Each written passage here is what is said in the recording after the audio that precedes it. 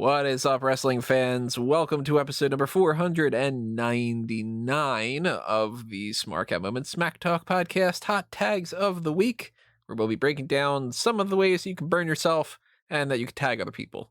That's basically what the hot tags is. We will run down the current events, the rumors, the news, the gossip, and other things that have been happening in the world of pro wrestling over the past few days. We got a lot to talk about that we didn't have as much to talk about a couple hours ago. It's one of those editions. Strap yourselves in. I'm your host, as always, Tony Mango. Joining me, as always, is Robert D. Felice. We're here. It's another hot tag. There's another set of releases.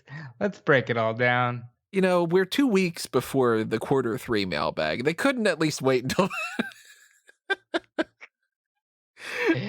Santa Ricotta. Santa Mozzarella. You know, we have these quarter mailbags. 2 of the past ones that we had done, the Q2 ones, both times around, were the ones that they had these releases and everything. And I hate to be talking about this topic again, but we are going to get down to, what's it, like 7 or 8 people or so that got released today? 13. 13? I don't know. I lost track eventually. It's... If it's one person, check. it's 2 more than it needs to be. Yeah, but I'm gonna check just to make sure, but I believe it's like 13. Let's see. 1, 2, 3, 4, 5, 6, 7, 8, 9, 10, 11, 12. 12 and a writer is what I got on my list. That's where. So there you go, 13. So we'll talk about that. We'll talk about some other course correction and direction. That was, course direction. There you go. Of some names and some other jobs in the future for people that are not in the company anymore. We'll talk about Peacock, and we'll talk about pitches to WWE and some TV stuff too. We'll get into recapping Raw and talking about that kind of stuff because we're doing this on Friday night. Yeah, we got a chance to be able to actually do this on the regular time now since AEW is on tomorrow night instead. So we're going to run with that as much as we can. And as always, we want to know what you have to say about all these topics. So drop a comment below on particularly the YouTube page. And while you're over there, hit the like button and share this. Hit the share button to do that with anybody who you think might be interested in checking this out. Hit the applause button if you want to help us out on the tip jar side of things. If you hit the join button, you get access to members-only content, and you're basically helping us the same way as if you hop on over to the Patreon and you donate to those tiers. They are the exact same tiers, one way or the other. It's basically just a matter of, hey, do you want to help us out on this one or that one? Which is your preferred platform? I'll give you the option just in case you like one more than the other. But the dark casts and stuff, those are fun. Extras, you get access to that on those tiers. You get to pick your poison tier where you can request something in particular that you want us to do. And obviously, if you don't have the spare change to do that, or to pick up something on the merchandise shops on TeePublic or Redbubble, then at the very least, if you are commenting and you're hitting the like button and you are subscribed to the channel, then that helps out quite a bit as well. You should also be following us on Facebook and Twitter, and you should be checking out everything else that's happening all over the place. I will get some more plugs out later on. Let's just start diving into some things. Basically, most of what we're talking about today is related in some fashion to releases. So let's talk about the non-release things first. One of them being Peacock is finally available on Amazon Fire TV products. As well as Samsung TV products. So I'm not gonna... It's not that it's the network for me. It's that it's the NBC Universal platform. And how was it not on every conceivable platform that there is immediately? It's the NBC Universal platform. NBC is one of the 3 main broadcast networks. How did they not have these bases covered? I don't know. I'm glad they're there now, and we can watch the network again. Now I don't have to do the side load type of thing. We have to download it on the side thing. You have to allow access to apps that aren't approved for whatever and that kind of nonsense. I mostly check it out through my computer anyway, so it wasn't as big of a deal. But, plenty of other people don't have the opportunity to do that. So it's kind of ridiculous that this was only happening now after it's been... How many months have we been on Peacock? 4. No. Yes? It was on Fastlane, right? Was that in February? Was that March? March, I think. All right, so we're headed towards 4. Should have been from the start, just like all the pay-per-views and all the TV shows and all the content. Just like it should be a better thing to be able to organize stuff. Just like you shouldn't have to wait 10 minutes for every single episode of NXT UK to start. I don't know why that's the case every single week, where it's like, hey, tune into NXT UK at 3 o'clock so you can wait for 10 minutes for it to say that it hasn't started yet. You know, NXT UK is becoming a guilty pleasure. Not even a guilty pleasure of mine, just like this hidden pleasure of like, nobody else is watching this. I'm watching this. It's nice. Well, I don't know if this is any factor whatsoever to this whole idea if they screwed something up or whatever, but tonight, Rob and I weren't able to fast forward or pause and rewind and whatever anything with 205 Live, which we were able to do for Hell in a Cell. So now I'm wondering, did they screw something up? Did they take that away? Do they just not care at all about 205 Live, which we'll get into in another part of this discussion, to where they didn't want they purposely didn't even implement that for the show, which seems like it's more work to not do it than it is to just do it. What are the odds that when WWE goes back on the road, that's when they swap 205 Live out for whatever this revamped, evolved concept will be? I feel like they have to.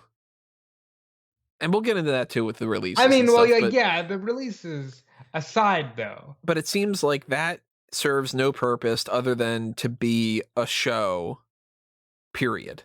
Just, it's extra content hours, and it's just a thing for you to watch. Because NXT, for a long while, NXT was one of the selling points of the network. It's like, well, okay, well, you get access to the pay-per-views, you get all these, behind-the-scenes things like WWE Countdown, and, oh my God, what were some of the old things? Countdown's the only one. The Monday Night War.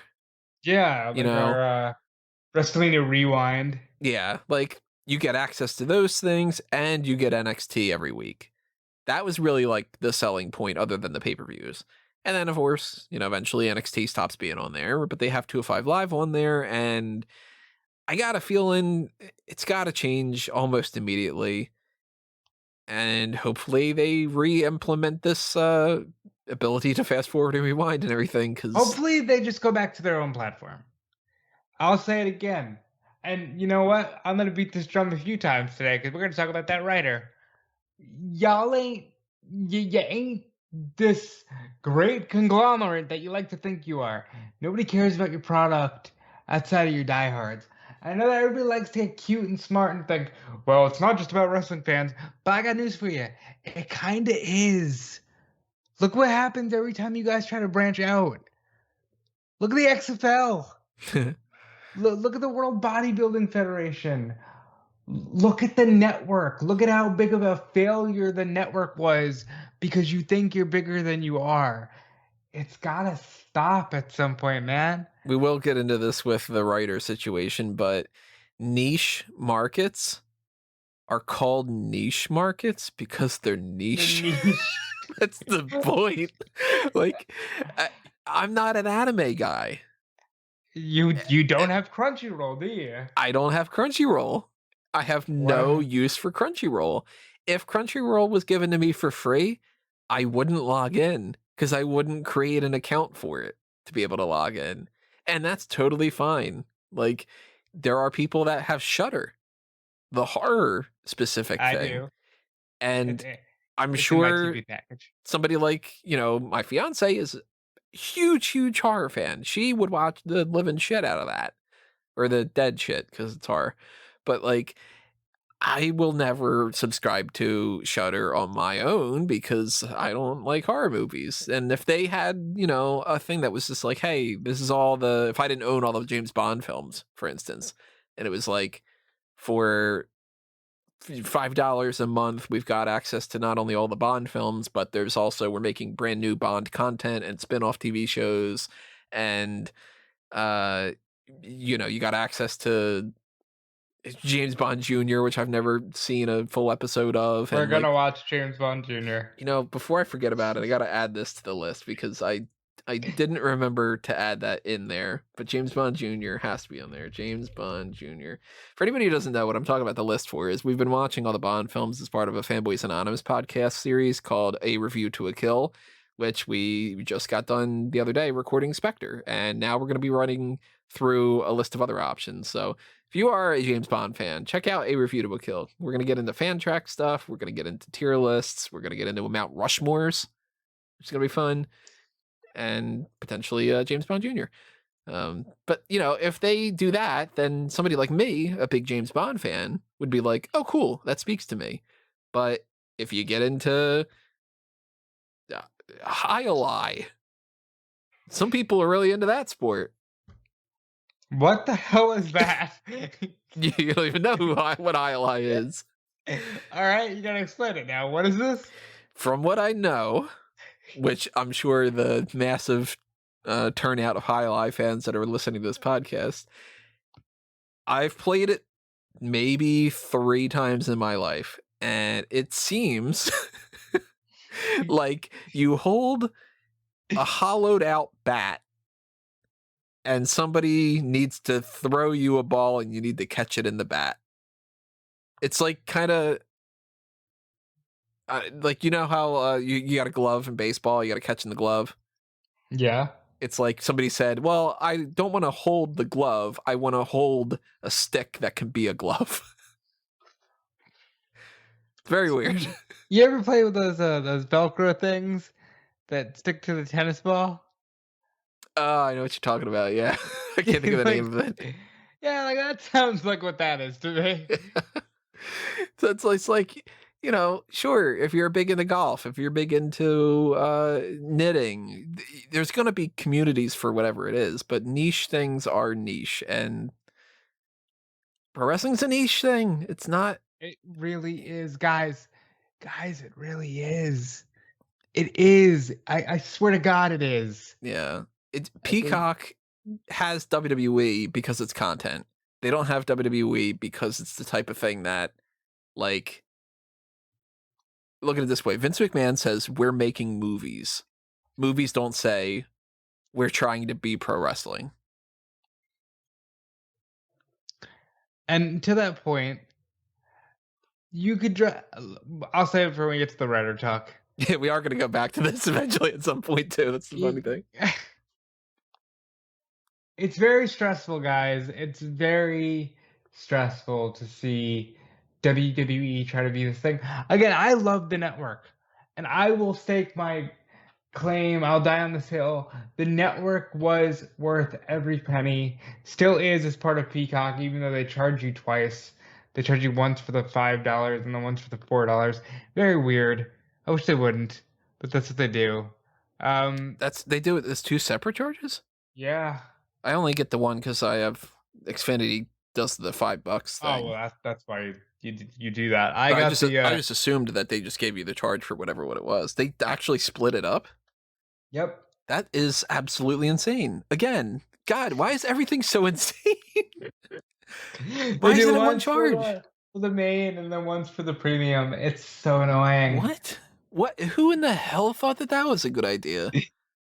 Shouldn't you just get charged? Oh my God. And nobody follows logic anymore in this world.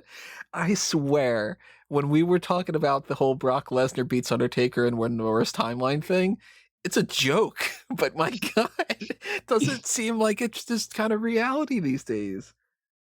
Holy hell. It's terrible. You know, maybe we all need to start wearing those mustaches like in, or the goatees like in South Park, where it's like the evil dimensions, the one with the goatees, or Abed with the mustaches in Community, you know? It's real. Is the equivalent of that everything got to where everybody wears a beard, like a giant beard nowadays? Yeah. Is that proof of that we're in the worst timeline? It could be. I used to blame Game of Thrones. Now I might have to blame like metaphysics or something. Oh man, it's Peacock's finally on Amazon Fire TV and Samsung and all that stuff, though it took them a while. What do you think is going to happen first? That we're going to reach that goal of whatever Biden had said about the number of vaccinations, or that we're going to get everything will be on the network until SummerSlam. Which one do you think's going to work? Or neither? I think we're closer to the network. Me too.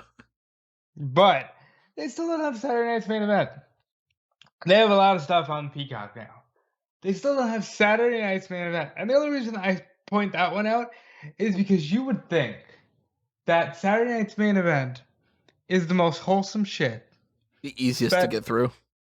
I mean, honest to God, it must be the fact that it was 85, 86 and the music. Because I've watched a lot of old school WWF. They were just using whatever the hell they wanted. Using Bad to the Bone. They were just using like the Rocky theme. Did whatever they wanted. But yeah, like, I don't understand how Peacock doesn't have some of these things. I do think we get there before we get to everybody being vaccinated. Because as you know, we were supposed to be fully vaccinated by July 4th, and that didn't happen. Yeah. So it's I don't know. People put out these goals in mind about we're gonna do X by Y, and then Z never comes. I kind of think that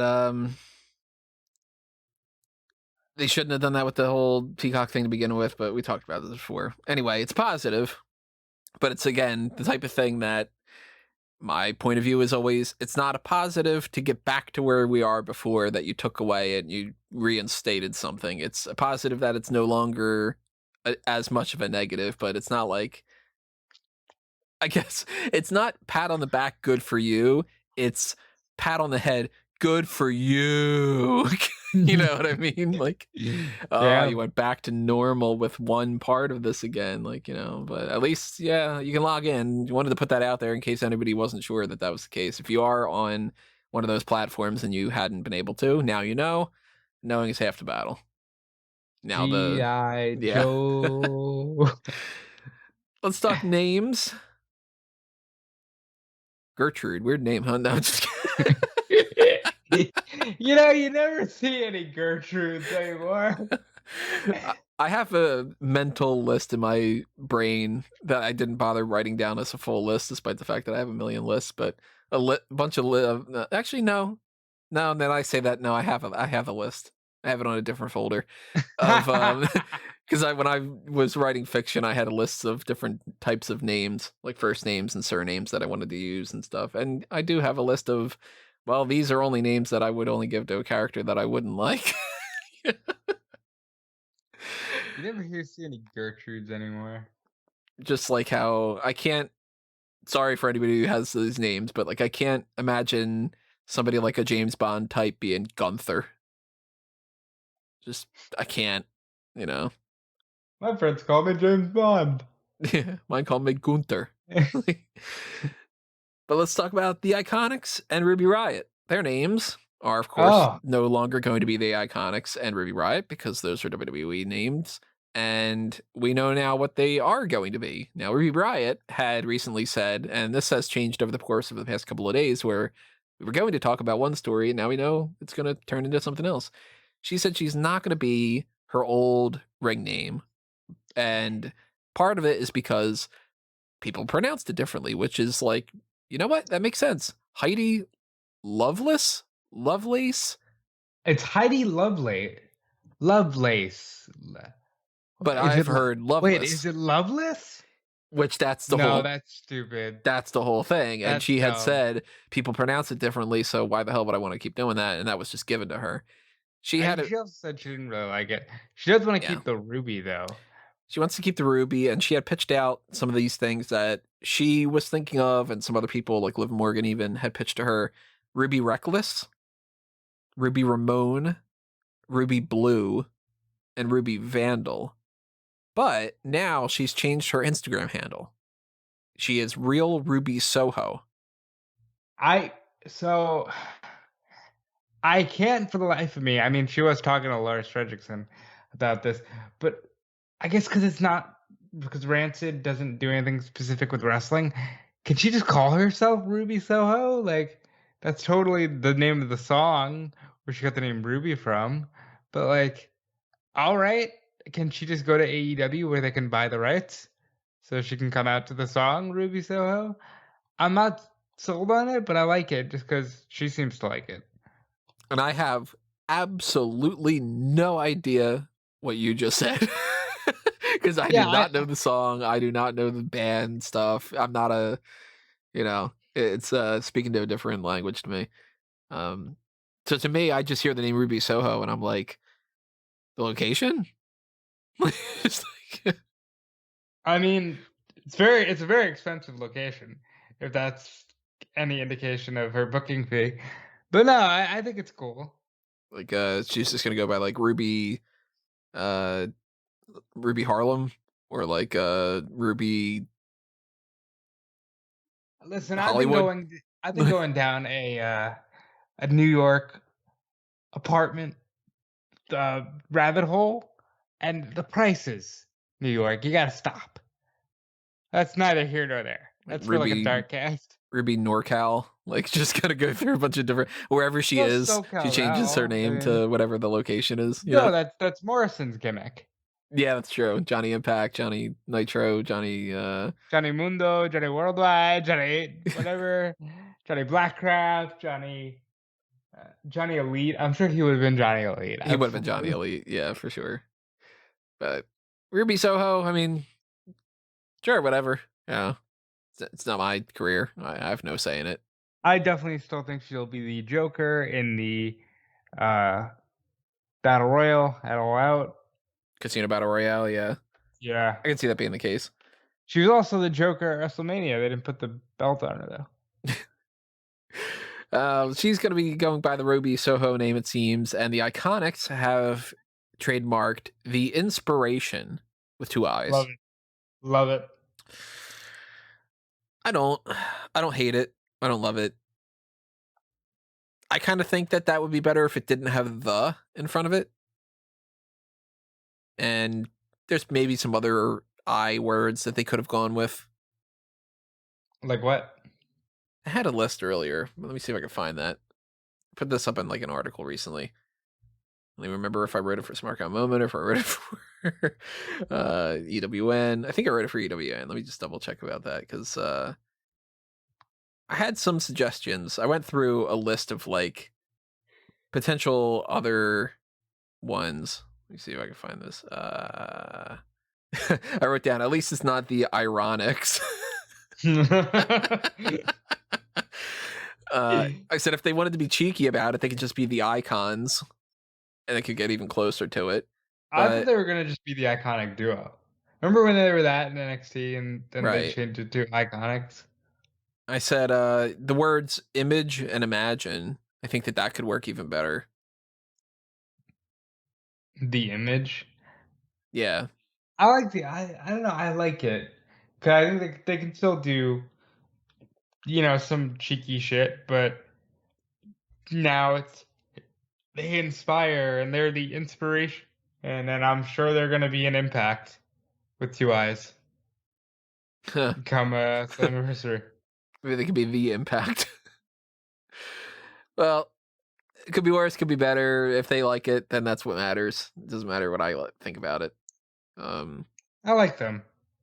They seem like genuine, like Billie Kay, Jessica McKay. She had a birthday party. She turned 32 the other day.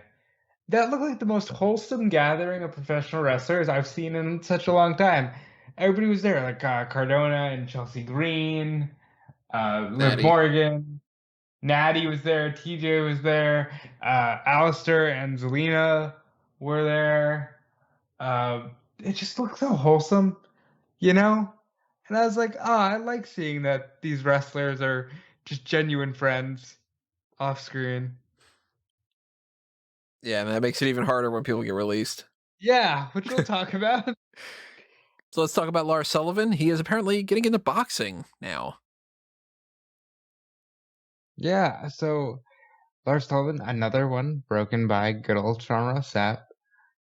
He's looking into doing some bare knuckle boxing, and he's a big dude. I could see him really enjoying that. I hope it works out for him. He's had a rough go of it. If this is the thing that he can feel comfortable doing without being socially awkward, more power to him. I don't know if he's going to be any good. I don't know if he has any background in that kind of stuff.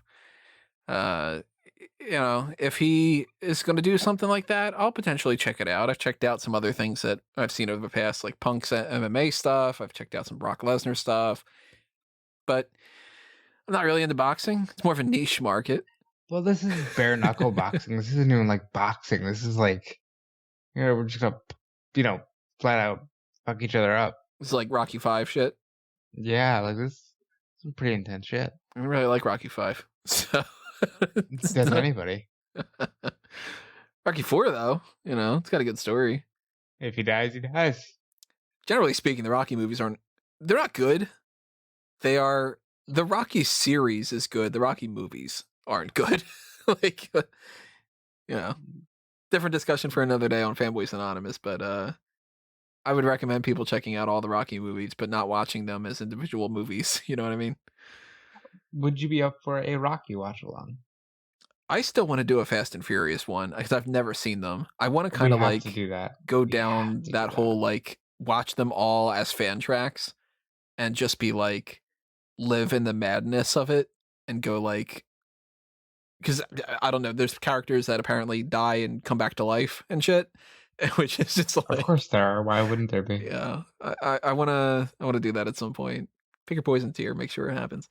But the look, Lars Sullivan, if I'm being real, like he's not on my TV screen anymore. I could hardly care less. Yeah, and I just, like with any human being, as long as he's being safe and not being an asshole, do whatever you need to do. I'm not sure if he's going to appreciate that I plugged Fanboys Anonymous during this and the fan tracks. No, he seems to be really bothered by that before. Go to fanboysanonymous.com and subscribe and do all that kind of stuff. If he ends up doing something with this boxing, bare knuckle, whatever it was, I don't know. I was going to call it bare knuckle punching. Which is like, well, which is what it is, technically. I might check it out. If it does, we're not going to cover it on here because it's boxing and it's not a boxing site. But we might just be like, hey, did you check out that Dylan Miley? That's his name, right? Yeah, Dylan Miley. Be like, yeah, check out that Dylan Miley fight. Maybe it'd be safer to call him Lars Sullivan, what's his name? Alberto Del Rio apparently is no longer gonna do an MMA, which good, I guess. Yeah. Next. I don't. Check out our Matt Rushmore that's Money in the become Bank. My new thing. Like I don't want to. Brock Lesnar rule it. Like, come on. Like, next, just go ahead. Go. Let's go with some pitches. Supposedly, the networks had pitched some other ideas to WWE recently outside of the things we had talked about before, like the potential of King of the Ring returning and some other kind of specials. But there are two other ideas, one of them being a World Cup tournament and a points system. So let's talk about the World Cup first. They've done 2 World Cup things based off of the Saudi shows. Yeah. Remember that we got the best in the world. Mm-hmm. See, I can do it. And the best tag team in the world were the Good Brothers, and then they got fired, because that's how WWE works these days. And I'm assuming that, of course, with everything, and again, we're going to talk about this again when we talk about the writer with the releases and stuff. That's like the main story for this week to kind of be the anchor for everything. But I am 100% sure the network executives that are pitching these are doing the same thing that producers tend to do. There are some very, very, very, very good producers out there in TV and movies and everything that know what the hell they're doing, and they legitimately work a job that is very beneficial to the progress of a production. Like, you can get a producer, whether it's an executive producer, it's whatever, supervising producer, whatever you want to constitute it, who can really kind of help steer the ship in a way that nobody else could. And then you can get people who are listed as a producer and they don't do literally a goddamn thing. And then you get production notes and production types from network executives and everything.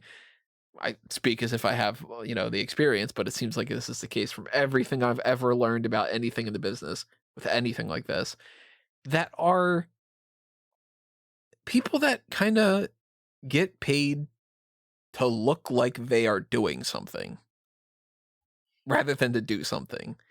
And it seems like with network executives, you either have somebody who's like, we're going to try to do something with this TV show, and we're going to try to do some different things, and we're going to try to do like, how do we boost up things on sweeps that actually make sense, and whatever it might be.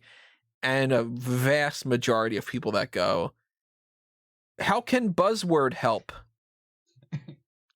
And they just like, they can be replaced with those manatees from Family Guy, And it's just kind of like, I can imagine somebody trying to pitch to me for like Smark Out Moment content, and that they would go like, hey, well, what's big today? And I'd be like, I don't know. Why? And they'd go, well, kids like TikTok. Why don't you do a TikTok thing? And I'd be like, because no. Well, okay, well, like you wouldn't survive long there. You know what I mean? You gotta stay relevant to some degree. Right. And that's where the good producers and the bad producers come in, because a good producer would do something like, I'll use the TikTok example, where they would go, if I had the reach for this kind of thing, which a TV show does, instead of it just being a couple of goofs like you and I hanging out on Skype and then me editing it myself and then uploading it to YouTube. But like, if somebody were to say to me, hey, is there any way that you can incorporate TikTok into your stuff? It seems like that's really big, and, or the YouTube shorts. I haven't done anything with the shorts.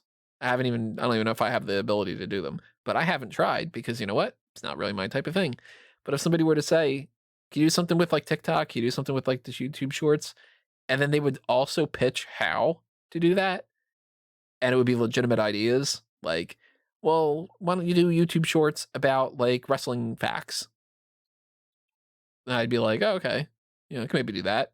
Maybe do like a speed round of something, hey, we got a 30-second tournament for the quick turnaround that we want to do. Or like, what's the thing we do if they play the game?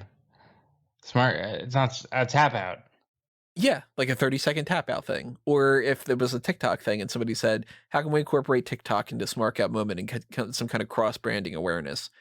If I had the ability, and if it was, somebody was like working a deal or whatever, and they were like, hey, maybe we get some of these, because TikTok's basically just attractive women doing that stupid arm dance, I'd be like, why don't we have something where we kind of make fun of the Slammy Awards and they do like the stand back thing, like I like that.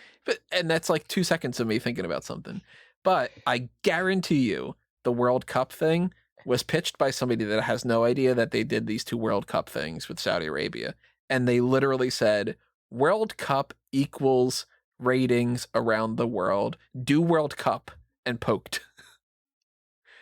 Do World Cup. Like, so I feel like they're coming at it with a bare bones idea of World Cup sounds good. I like the idea of, hey, synergy and international flavor and, inclusivity. And they said and other World buzzwords. Cup. They said buzzwords and Cut World com Cup and interslice. And they said, I've done my job today. And these people get paid like hundreds of thousands of dollars and stuff too. That's the thing. It's also just maddening. But like, I like the idea of a World Cup. TNA did this fucking beautifully in the early 2000s. They did the Super X Cup where they had the Team Canada, Team Mexico, Team USA. They did it great. And they can do something like that. Could be kind of fun. I read up about that too recently, with just like have, qualifying matches for who can be the person that represents each particular country. So you have like a Finn Balor against a Sheamus, and you go, there's only one person who can represent Ireland. Yeah. Go for it. Whoever wins, you can be the Irish representation. And of course, you incorporate more than just those because there's more than one person from Ireland.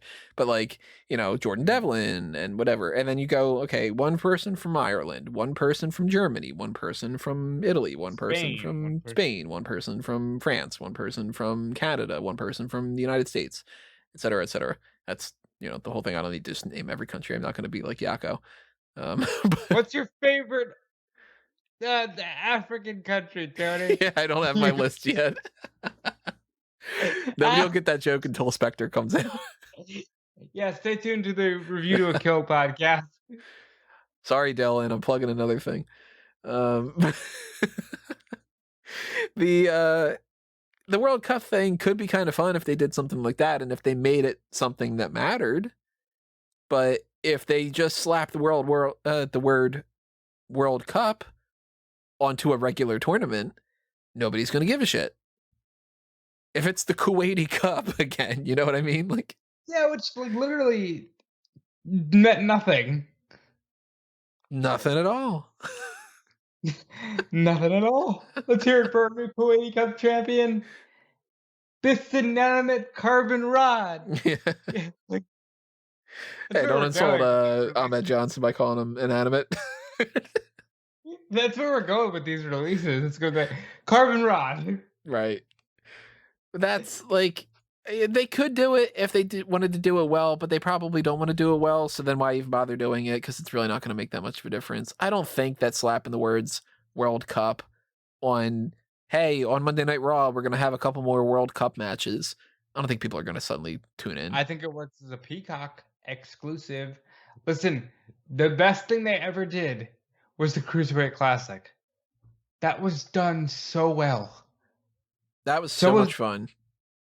Mae Young Classic is fun, Love to see another one of those. Of course, you can't do it if you don't have people, but, what's that but logical? But yeah, like, I don't know. I can't imagine that really bumps up the ratings, and I don't think that anybody really was trying to think of something. I think that they were pretty much just sort of like, World Cup equals idea, just do. And the same thing with the point system. This would be like a month or something where they would try to keep track of points. I think that that's convoluted as hell. I can't imagine WWE wanting to go through the effort for it. And what would it be? Like, what would the purpose of everything be? Trophy. Ratings. Give me money because we did the thing you want. What if that's how they advertised it? As in WWE, we're going to institute point system month and trophy. Give me money.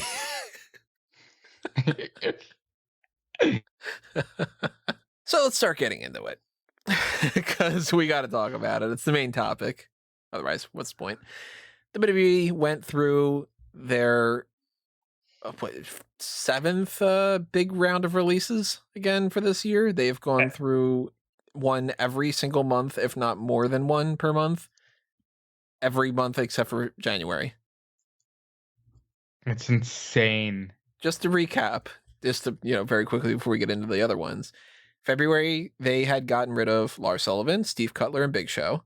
Somewhere along the way, Mark Henry's contract ended up going away. We don't know exactly when. In March, there was Christian and Andrade. And April 15th was Billy Kay, Bo Dallas, Chelsea Green, Kalisto, Mickey James, Mojo Rawley, Peyton Royce, Samoa Joe, who's now back, Tucker, and Wesley Blake. So 10, 9 if you don't count the Samoa Joe thing. 10 people in April. Then on the 19th, the 20th, the 25th, and the 27th of May, they released people. You got Alexander Wolf, Drake Wirtz, Jake Clemens, Skylar Story, Kavita DeVee, Jessamine Duke, Vanessa Bourne, Ezra Judge, Velveteen Dream, Adnan Virk, who just had like a job for 3 weeks, and Tom Phillips, who had been replaced by Adnan Virk. So, whatever. That's 11 people. Earlier this month, they got rid of Braun Strowman, Lana, Ruby Riott, Aleister Black, Santana Garrett, and Buddy Murphy. So that's another 6 people.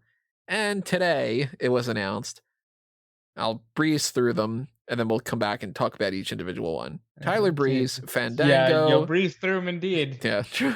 Tyler Breeze, Fandango, Ariya Daivari, Tony Nese, Chase Parker, Matt Martel, August Gray, Samir Singh, Sunil Singh, Arturo Ruas, Curt Stallion, Marina Shafir, Killian Dane, and Tino Sabatelli. And a writer who we will talk about after we talk about the other ones. All right. Who do you want to start with? Let's go alphabetical. And you know what? We're not going to go alphabetical. We'll bounce around. Okay. Arbitrary alphabetical. Why would I bother with that?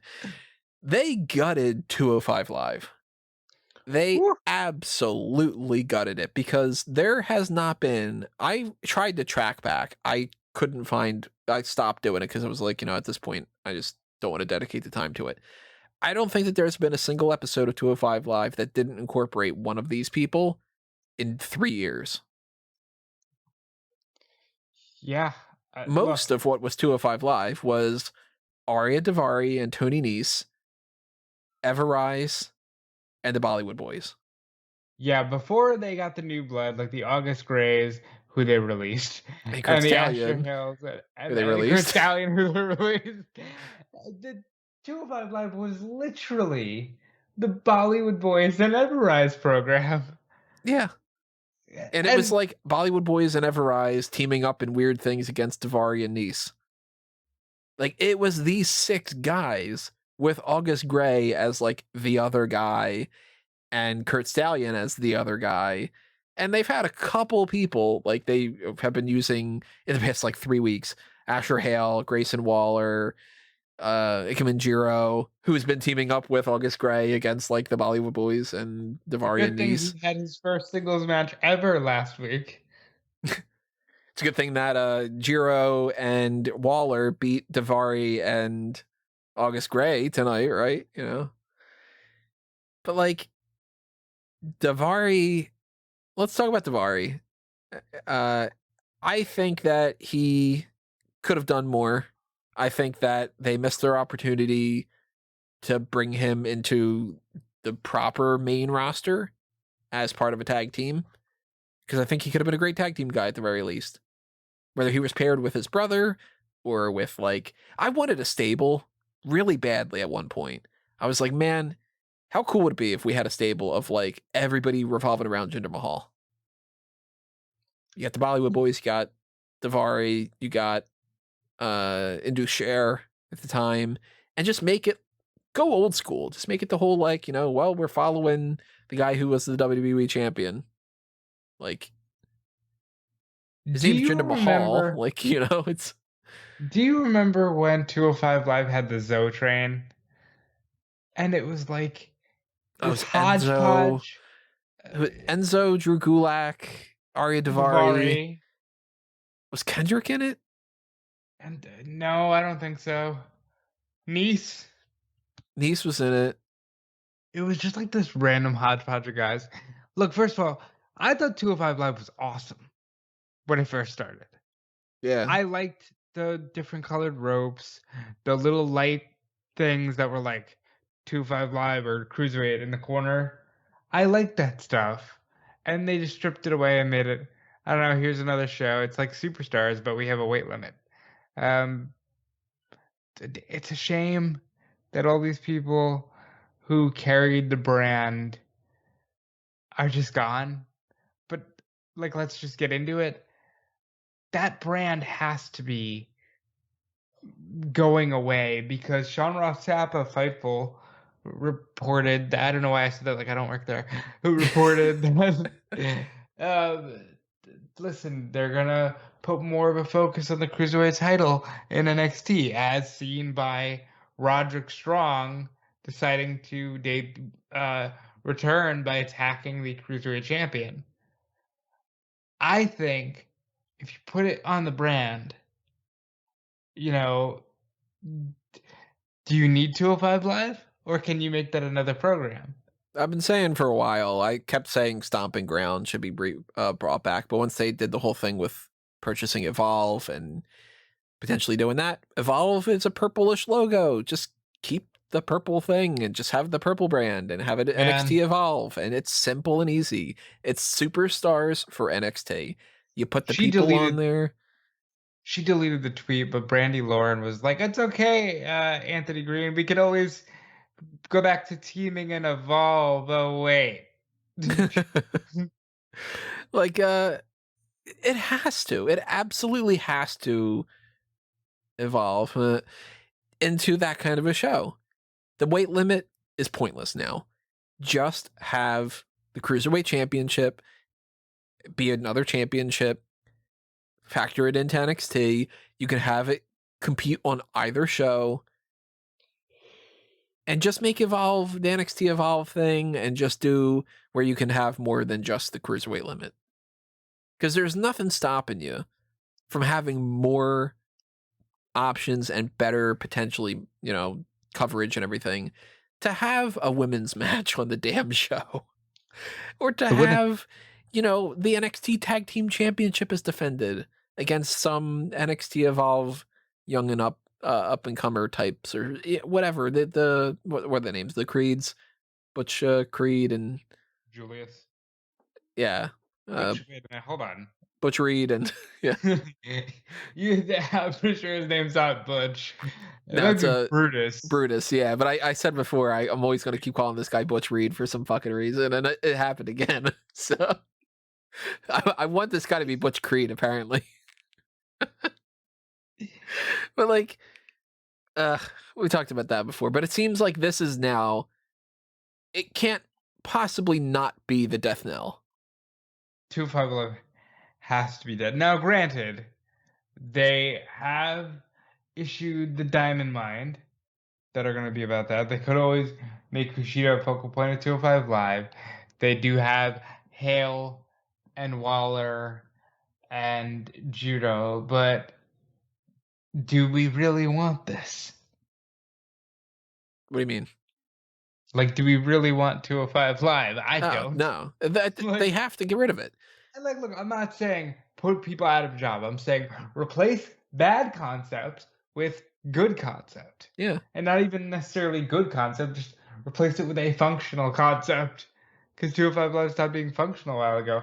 I do want to shout out Tony Nese, who was released today and who said, look, I don't care how unwatched or underappreciated the show was. We all gave our heart and soul for 205 Live. Oh, and it shows too. That's the thing. Like the product for 205 Live, the problem has never been the wrestling. Those guys are fucking great. While we're here, favorite 205 Live memories, like yeah. They haven't officially killed it. Well, I'm gonna act like they have and say, well, it's been kind of dead for 2 years, but Mustafa Ali against Buddy Murphy, bro. Yeah. That was a match. Drew Gulak's whole PowerPoint presentation character, fantastic. Brian Kendrick in the early days, really good. Alicia Fox. Really fun. Noam Dar. I still like Noam Dar, I love Noam Dar. I wish he was still around in the States. I was gonna say he's in NXT UK like every week. In the States, I said I watch UK. I like UK. I just in the States. It's like, we hardly knew ye. He's in NXT UK. He's got the Champagne Super Knee Bar. I love that move. Good song too. Champagne Supernova. I love that. But yeah, 205 Live is at a point now where they just can't fundamentally still keep this going. Because what are they? I mean, I say that knowing full well next week it's probably going to be, hey, it's Ike Manjuro against Asher Hale, and it's Grayson Waller against yeah, Ari Sterling. Oh, fuck. That's the other guy. There it is, yep. Because there's like 4 people. And they'll put Trey Baxter and Christian Casanova, whose name is... Who fought Adam Cole this week, Tony? What's his name? Carmelo Hayes. Carmelo Hayes, that's the name. Is he under 205? Yeah, well, he fought for the belt against Kushida last week. Oh, yeah. Huh. They also have Ashanti, the Adonis. Right. He's moved up in the world. They also have Tyler Breeze. They also have oh, no. Curt Stallion. They also Looking at have their weight limits right now, but ignoring the main roster, like the Finn Balor types that would be on the main roster and the people on Raw and SmackDown or whatever. I mean, Adam Cole is not going to be in that kind of position. I don't think Austin Theory's under 205, but they wouldn't put him in there anyway. What's his face is Gargano is because he was in the Cruiserweight Classic. Yeah. So was Ciampa for that matter. But they're definitely not. I mean, they got Drake Maverick. He's gonna need something to do. They'll just make him the GM again. They've got Jake Atlas. Oh yeah, he's under 205. Isaiah Swerve Scott. I think that there's better things to do with him. Yeah. They've got Joaquin Wilde and Raul Mendoza. They got the whole Santos Escobar. Fantasma. Karrion Kross, no. At one point, Kyle O'Reilly was under 205, but of course they wouldn't put him in that position. If it was a anyway. more featured championship, like the way that New Japan looks at the IWGP Junior Heavyweight Championship, they could totally do it. Right, like a Pete Dunne could definitely do it, but he's literally the bruiserweight. Right. Same thing for like Oney Lorcan's not going to probably wrestle when over there. And Ciampa used to be the 205 kind of limit thing, but Wesley and Nash Carter maybe. Trey Baxter you mentioned. Then of course we got people in NXT UK, but they can't really just pop right over. I don't know about some of these other people, like I don't know the weight limit of Cal Bloom or Chance Barrow or Adam Axted or whatever. Obviously not Parker Boudreaux. Daniel Vidot, maybe Zion Quinn, but like in any fashion, all it is duct tape in somebody's wound and saying we'll get you to the hospital. It's not actually going to be a good show beyond the wrestling in any fashion more than it was already. They don't care about it. Potentially not even enough to give it the rewind button this week. But like, just kill it. It's already dead. Who are you to doubt duct tape? Duct tape can hold some things together, but it's not going to be used at the hospital. You know? Fair enough. Not unless you're in some post-apocalypse scenario, which kind of feels like that way, the way that Nick Khan's just releasing everybody. But well, let's talk about some of the other names. So like Ari Daivari, I think he could have been a tag team guy on the main roster. I don't honestly expect that he could have won even like the Intercontinental Championship, but I really liked him, so I wish he could have. All these people, I wish that they could have done better. Let's just blanket statement. I wish that things would have worked out better. But let's talk about August Gray. Damn shame. When did he get signed? October? Because I know Curt like Stallion got signed in October. Didn't even make it a full year. Put on 205 Live. Immediately got the number one contendership. Didn't have the match for like 3 months. Right. They just kept not doing it. It wasn't when he was injured. They just didn't give him the match. And then they eventually just did. They just were like, yeah, he'll just do it now. And he'll lose. And then we'll just move the fuck on. Which I don't understand how. I've tweeted about this. I said, the way that things are happening in WWE this past year or so, I recently just bought a green screen, a boom arm, and a shock mount. I haven't even gotten the boom arm yet in the mail. But like, imagine if I would have just bought these 3 things over the past 2 weeks and then said, hey, I'm not doing the podcast anymore. Now, in fairness, that's a conversation I could totally see you randomly having because you woke up one morning and said, all right, I'm good. But well, that's a story of the frustrations in life and just wanting to, blow your brains out type of things. But but that's a different type of thing. WWE should not be in that kind of scenario. But it's like, now, granted, I get what you're saying. You can't tell me that you put this amount of effort into Everrise and we're so stoked about, hey, we're putting them on YouTube and they're moving up in the world to go, they're gone.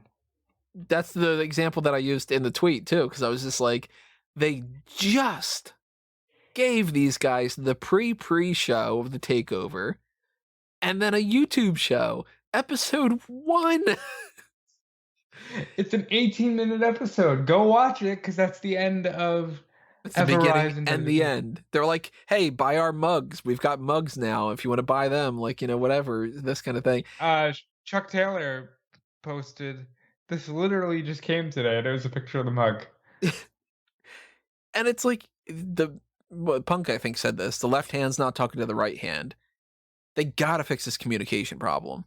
Because this is way past, well, there's one instance of a person who we thought was going to go into this direction and then we ended up releasing them, like Santana Garrett or something. This is full blown. Clearly, departments are not talking.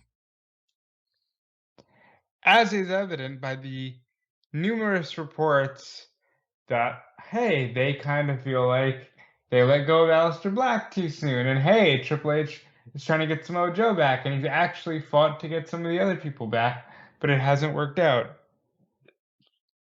It really feels like, and of course we don't know because we're not there, it feels like Vince said, I don't fucking care. Nick, do what you want.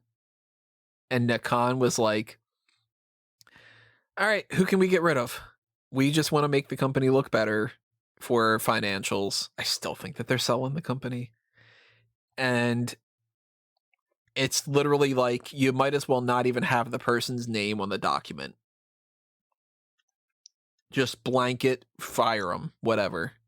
Unless they are a list of like 10 people, probably, they're potentially on the chopping block. And somebody like a Curt Stallion, you look at that and an August Gray, they just hired these guys. It hasn't even been a full year. So they went out of their way when they were buying Evolve to not hire everybody. So they said, we like this one and that one and that one, whatever. And you mean to tell me that over the course of these few months, that they have already decided they are not worth the investment to keep on the roster anymore? But you've got other people on the roster that have been there for years, and they're like, not still worth it. I don't want to pinpoint anybody. I've talked about some different people in the past about, like, why is this person not gone, relatively speaking. But, like, the August Gray and the Curt Stallion thing, and the Brandy Lauren didn't show up a single time. Yeah. Brandy Lauren's there just enough time for them to give her a name backstage. They literally, Chelsea Blackheart tweeted when she got released, I just helped her move into a new apartment. Like this week. Like, they spent more money signing her on a contract and having her sit around and trademarking her name and got literally nothing out of it.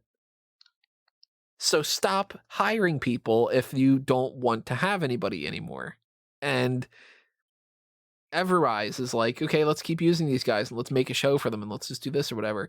If you don't have any investment in anybody other than a handful of names that you think are marquee names like Roman Reigns and such, then stop trying. Work smarter, not harder. You don't see me trying to figure out new logos for retain, repackage, and release on smarkoutmovement.com. You know why? I didn't really like the concept all that much after doing it 2 times. So I haven't put any effort into it. Like, where's that new Out on Limbs look? like, just anything like that makes sense. And the Stallion thing, the Gray thing, the Chase Parker and Matt Martel thing, we're going to go back and we're going to talk about these individual names or where we think they might go too. But, like, the let's Bollywood talk boys. About, yeah, that's where I was going next. The Bollywood boys have been all over the damn place. They had a good run. I cannot sit here and say that, oh man, it's like they were just getting started. They probably overachieved.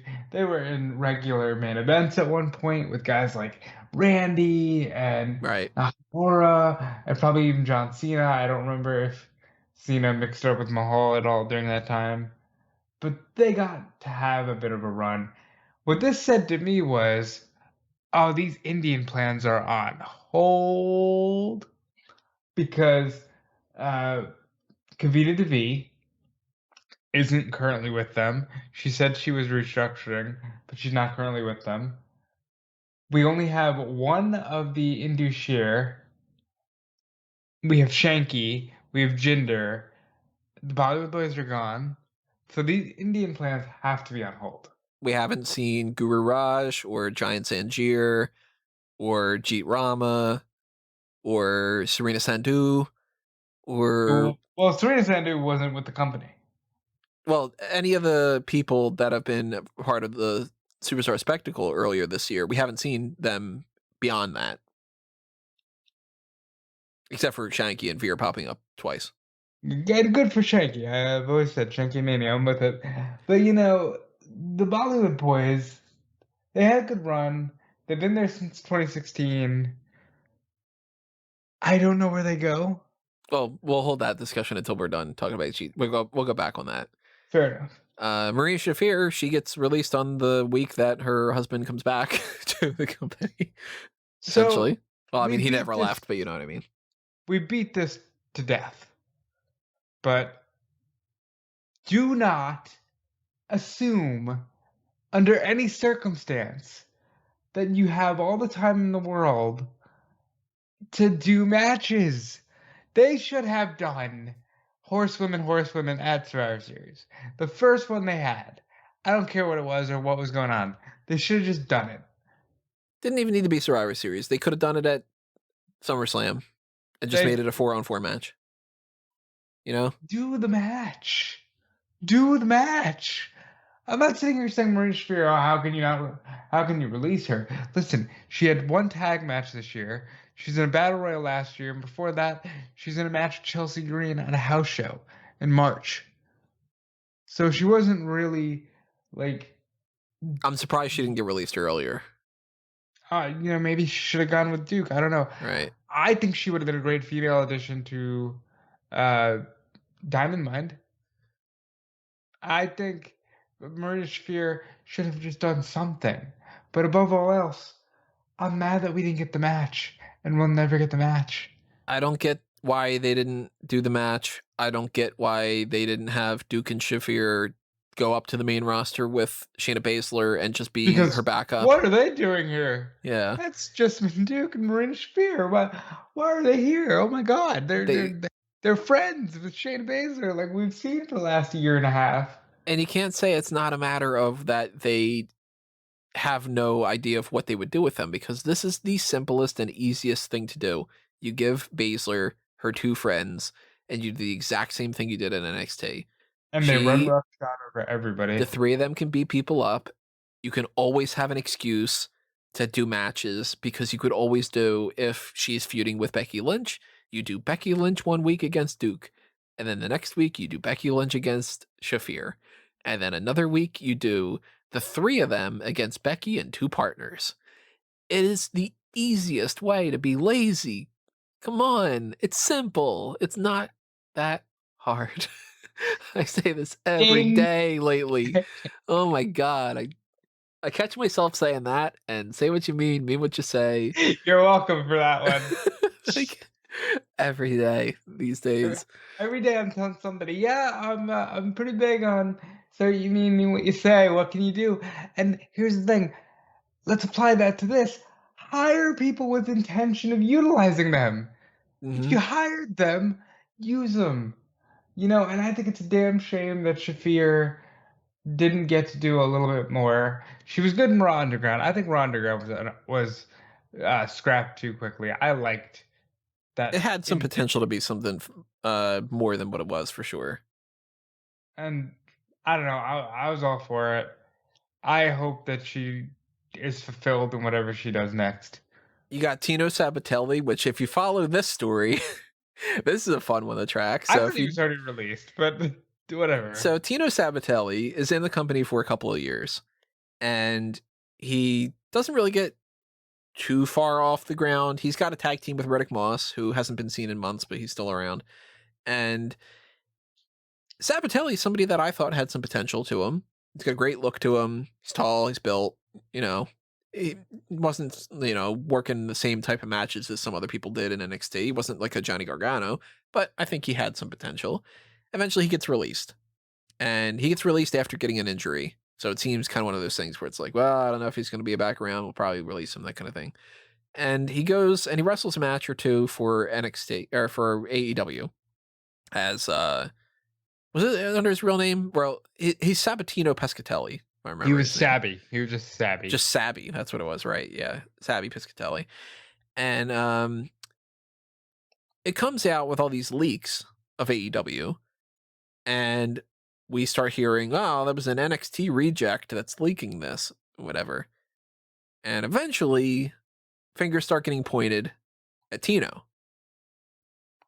Turns out, it's not the case, because he gets rehired in WWE, and more leaks come out. He's not there to leak it. Who it was? Nope. So I don't know how that works out in anybody's favor, but he gets rehired with NXT, does not show up a single time, and gets released again.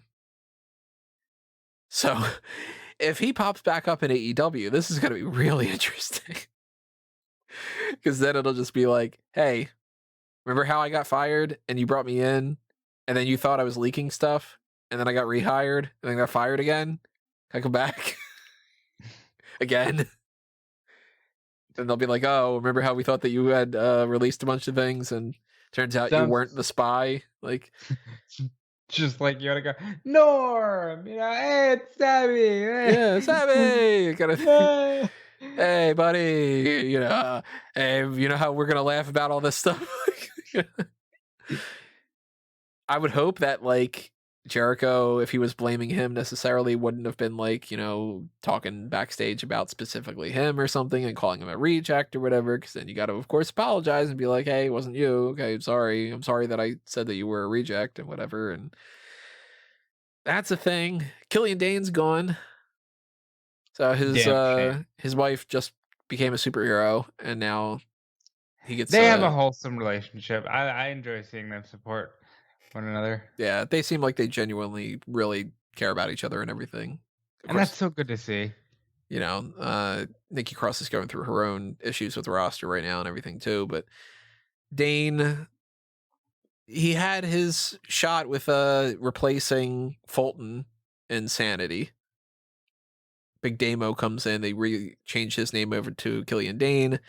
Eventually Sanity comes to the main roster, and every single one of them's gone right now except for Nikki Cross, who didn't actually go up to the main roster with Sanity. Oddly enough. I think that's what saved her. Maybe, yeah. I mean, she's still struggling, but maybe that is what saved her, that she's separation. Doing good now. Realistically, you say she's struggling, but for the last year, she was either a women's tag team champion or fighting Bayley for the SmackDown title. It was just that 6-month period of her being like on main event with Reckoning. Yeah, she hasn't quite gotten out of it yet, but maybe the superhero thing's going to help. We'll talk about that when we talk about Raw. A lot better than... I saw people comparing it to Shorty G. I think this is better than Shorty G. Well, we'll talk about it. Time will tell. Time will tell. Dane's gone though. His leaving means that that's no longer a tag team between himself and Drake Maverick. So they lost another tag team in the process. He's kind of a veteran, so they lost somebody who has been around a long time. They lost another big guy, which I'm surprised that what they like all their big guys. I'm surprised that somebody didn't just go, let's bring him up to the main roster and then go, we already had him on there and you didn't do shit with him. Dude, that North American ladder match, that first one, so good. Like, who's left? Yeah. It's Cole, Ricochet, and I swear to God, that's it. Blanking on anybody else that was in that. Because EC3, no. Velveteen Dream. Hold on, it's Cole and Ricochet, because the other 4 were Velveteen Dream, EC3, Dain, and Sullivan. Yeah. God, that did not work out the way we saw it. And there's also Arturo Huas. Marco who Huas. was drafted to Monday Night Raw. in the draft, literally less than a year ago. He was brought in for the Raw Underground. Didn't work out, of course.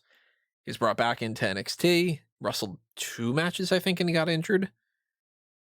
And he's been on the shelf ever since. Huas is old enough that I guess that they looked at that and said, yeah, things haven't worked out. Let's just kind of let him go. But I thought he had some cool stuff. I liked his matches. He should have been a big deal. Who would have thought that Raul Mendoza would be the final person in WWE from Conchi, Huas, and him? Well, Mendoza's not a part of that group. That was Cesar Bononi. He was even worse. One. And Benoni's over there in AEW. Wasn't Mendoza at some point with Huas? I'm not coming across anything like that. No, he was with Carrillo. My bad. Mendoza was with Carrillo. I apologize. I'm looking up the Cruiserweight Classic right now. Let's go over some of these names. This will be fun. Oh, boy. Akira Tazawa. Still there, 24/7 champion. Yeah, like a 20-time 24/7 champion. Alejandro Saez. Don't know him. Me neither. Anthony Bennett. Hey. What's he up to? He never got signed. Probably working the indies. For some reason when you said that I thought of Mike Bennett, but that's not Mike Bennett. No, it isn't. It's Anthony Bennett. Let's see what he's up to, because now I'm curious. There's Ariya Daivari, who just got released. There's Brian Kendrick, who is a producer now. There's Cedric Alexander. Yeah, he's doing good.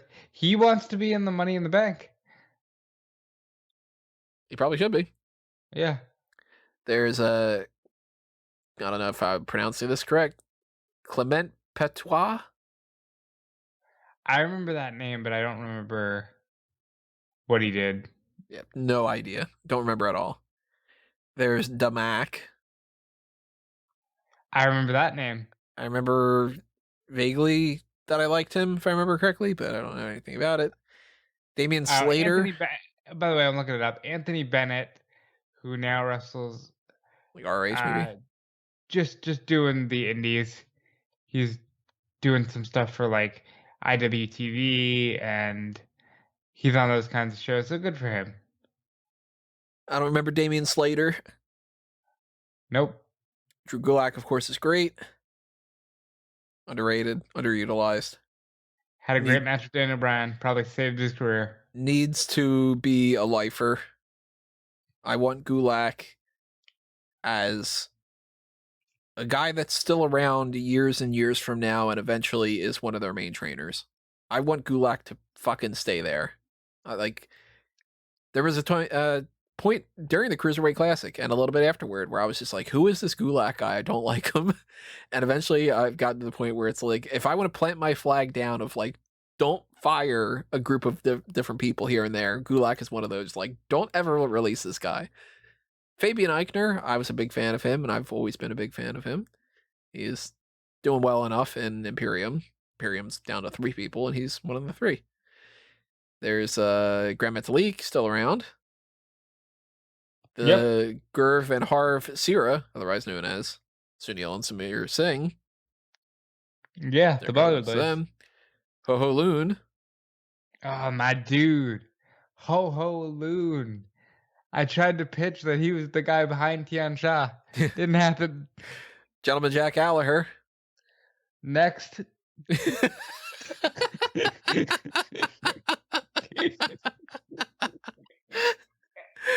There's Jason Lee. Damn right there is. Who the hell is Jason? Yeah, I don't know. There's this who's this guy? Gianni Gargano.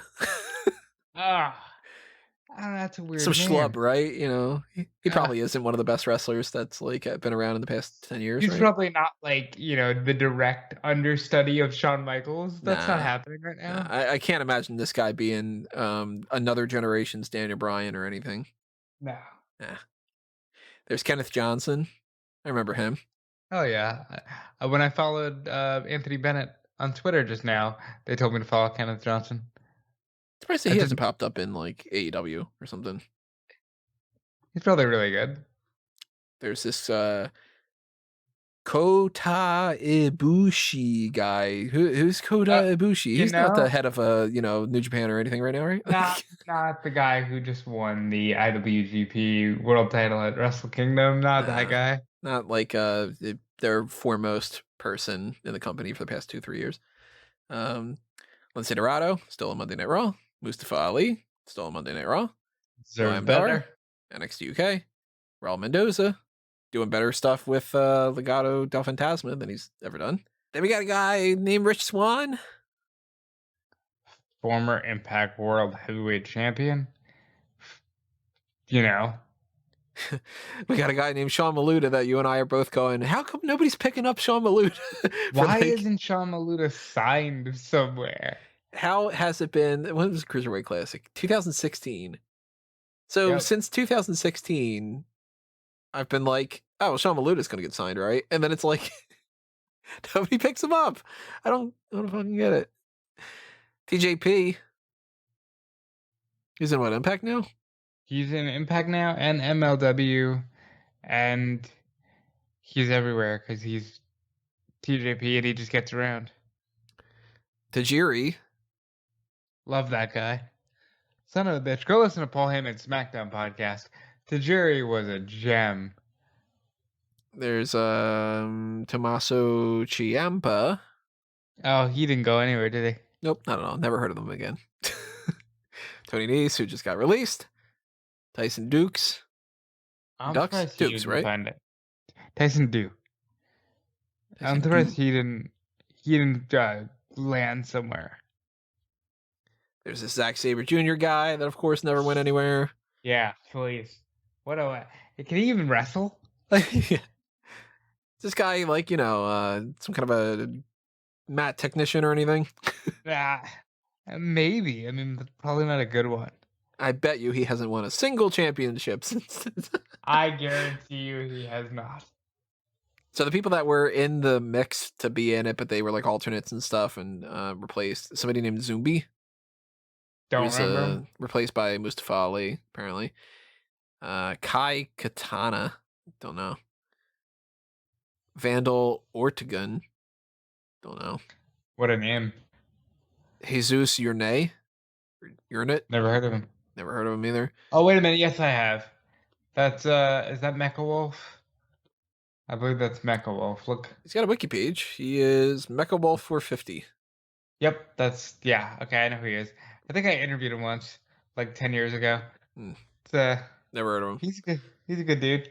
There's Jesse Sorensen, who has been kind of every once in a while he pops up and then kind of disappears for another 8 months or something. Like Aaron Solo, who's in NXT. I keep wanting to say NXT, who's in AEW right now.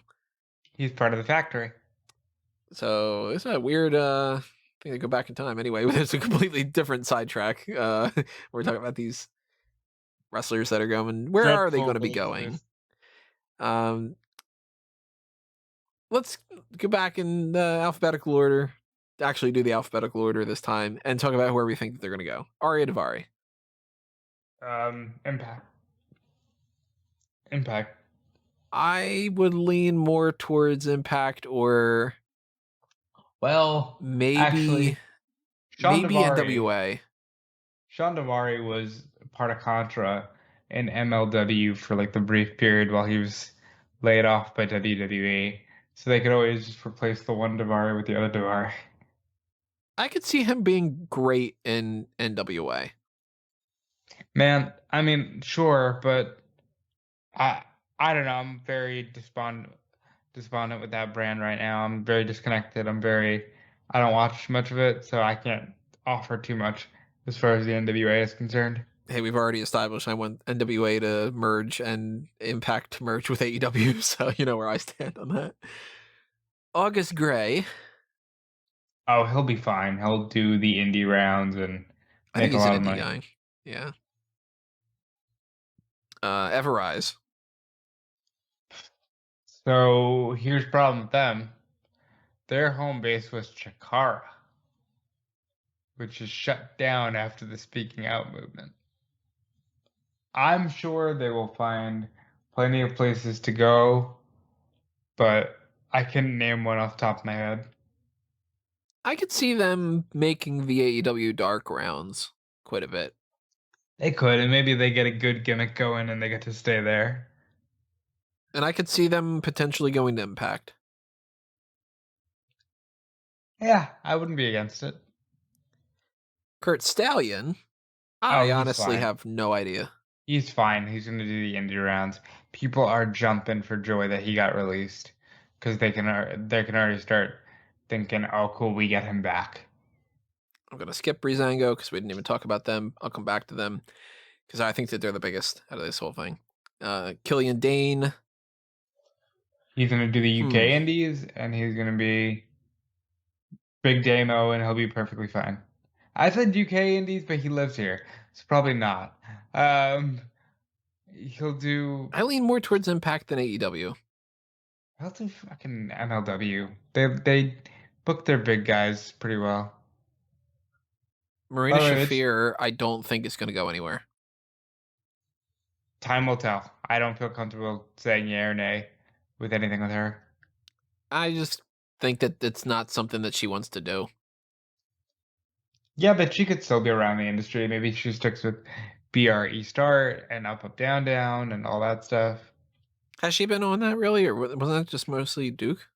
I know they were like, but it's the best roommates ever. So I don't know how much Marina has appeared on it, because sadly I don't get to watch every Up Up Down Down thing, even though I'd like to.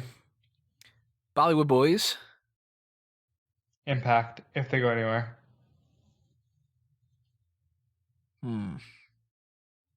Maybe, yeah. Yeah, maybe Impact. I feel like I'm tossing Impact out for everybody, but, that's what it is.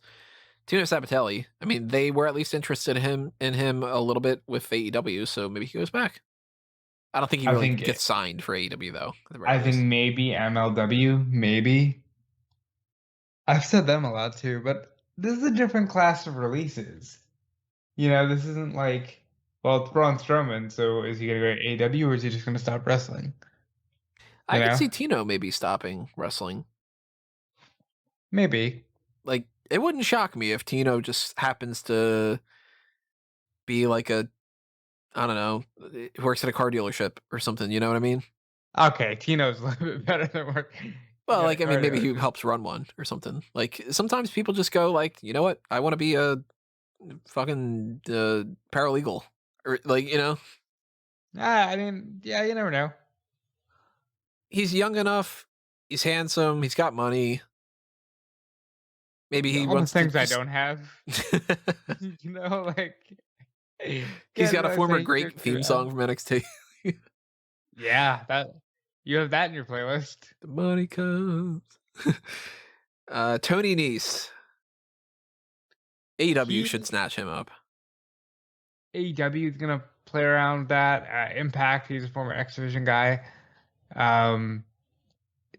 I see this thing that I mentioned to you off air, where GCW just hires or just books Murphy and Nese, and they go, "Look, guys, we have a WrestleMania rematch," and they just tear the house down wherever they go.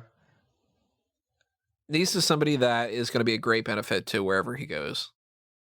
He's, I think, underrated as far as a lot of his talents go. He's so good, and listen, I think 3 people, if that, can say they won the Cruiserweight title at WrestleMania, and he's one of them. So we didn't talk about Breezango. Because that's the one that breaks our hearts. In more ways than one. I thought that Fandango was very entertaining in so much of his career. I thought Tyler Breeze was just great in so many ways.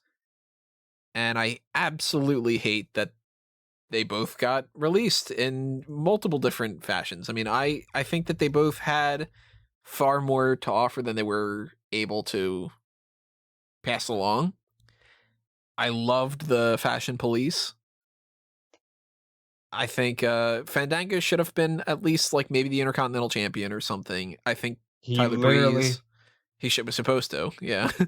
So there's a world out there where Fandango doesn't reveal to medical that he feels like he got a concussion, and he becomes the IC champion, and is the one that loses it to Big E because Curtis Axel never gets it. Breeze, of course, when he came to the main roster, it seemed like that was like, okay, this guy's going to make it. And I don't know how they screwed that up. So let's talk about Breeze for a second. Breeze is a guy, he's one of the original NXT guys when the network first started and all that. I love the gimmick. I thought the selfie stuff, the selfie stick, all that was so good. And then you think, my God, he went up to the main roster and it was still so new at the time that they brought him in not as just, oh, it's Tyler Breeze from NXT. They brought him in as Summer Rae's boyfriend. And he feuded with Ziggler. And he's just yet another name that Ziggler put over that Ziggler has outlasted. And he gets another chance with the Breezango tag team. And they should have won the tag team titles. It's insane that they didn't win the SmackDown tag team titles. Because they were super hot at the time. I am glad that Breeze went back to NXT, got to do stuff with Dream, got to do, just be a good wrestler, and got to win the NXT tag team titles with Dango. Like, I'm glad they got that moment, but such a mistake. And he's one of the biggest parts of Up, Up, Down, Down. Tyler Breeze wrestled Jushin Thunder Liger. Literally nobody can say that under the WWE umbrella except for Tyler Breeze. What do you think happens with him with UDD? I think they just keep him on because they'll call him Prince Pretty because that's his code name. So they don't have to say, oh, now he's Matt Clement or Clement. I don't know how you say that. I think he should go to AEW. I think that they both deserve something great, whether it's whatever they want to do, whatever they can do. I would love to see them be a part of something great. Yeah, I couldn't agree more. Breeze obviously has the school with Spears. That's right. I forgot about that. That could be one of his major ins for AEW. Yeah, they just started the school and they just celebrated, what was it, 5 years? Huh. What's the name of the school again? Flatbacks. Flatbacks. Because Rollins is black. Black and brave. Black and brave. I was going to say black and bold. I'm like, no, that's not right. Or back in black. Brave and the bold. Whatever it might be. Fandango. Good old Johnny Curtis with his chip on his shoulder and crying over spilled milk and all that back in the day. I will forever say, if I can get you to sit down and watch the entire redemption season of NXT where it's just nonsense. It's Maxine and Derek Bateman. Curtis and Bateman.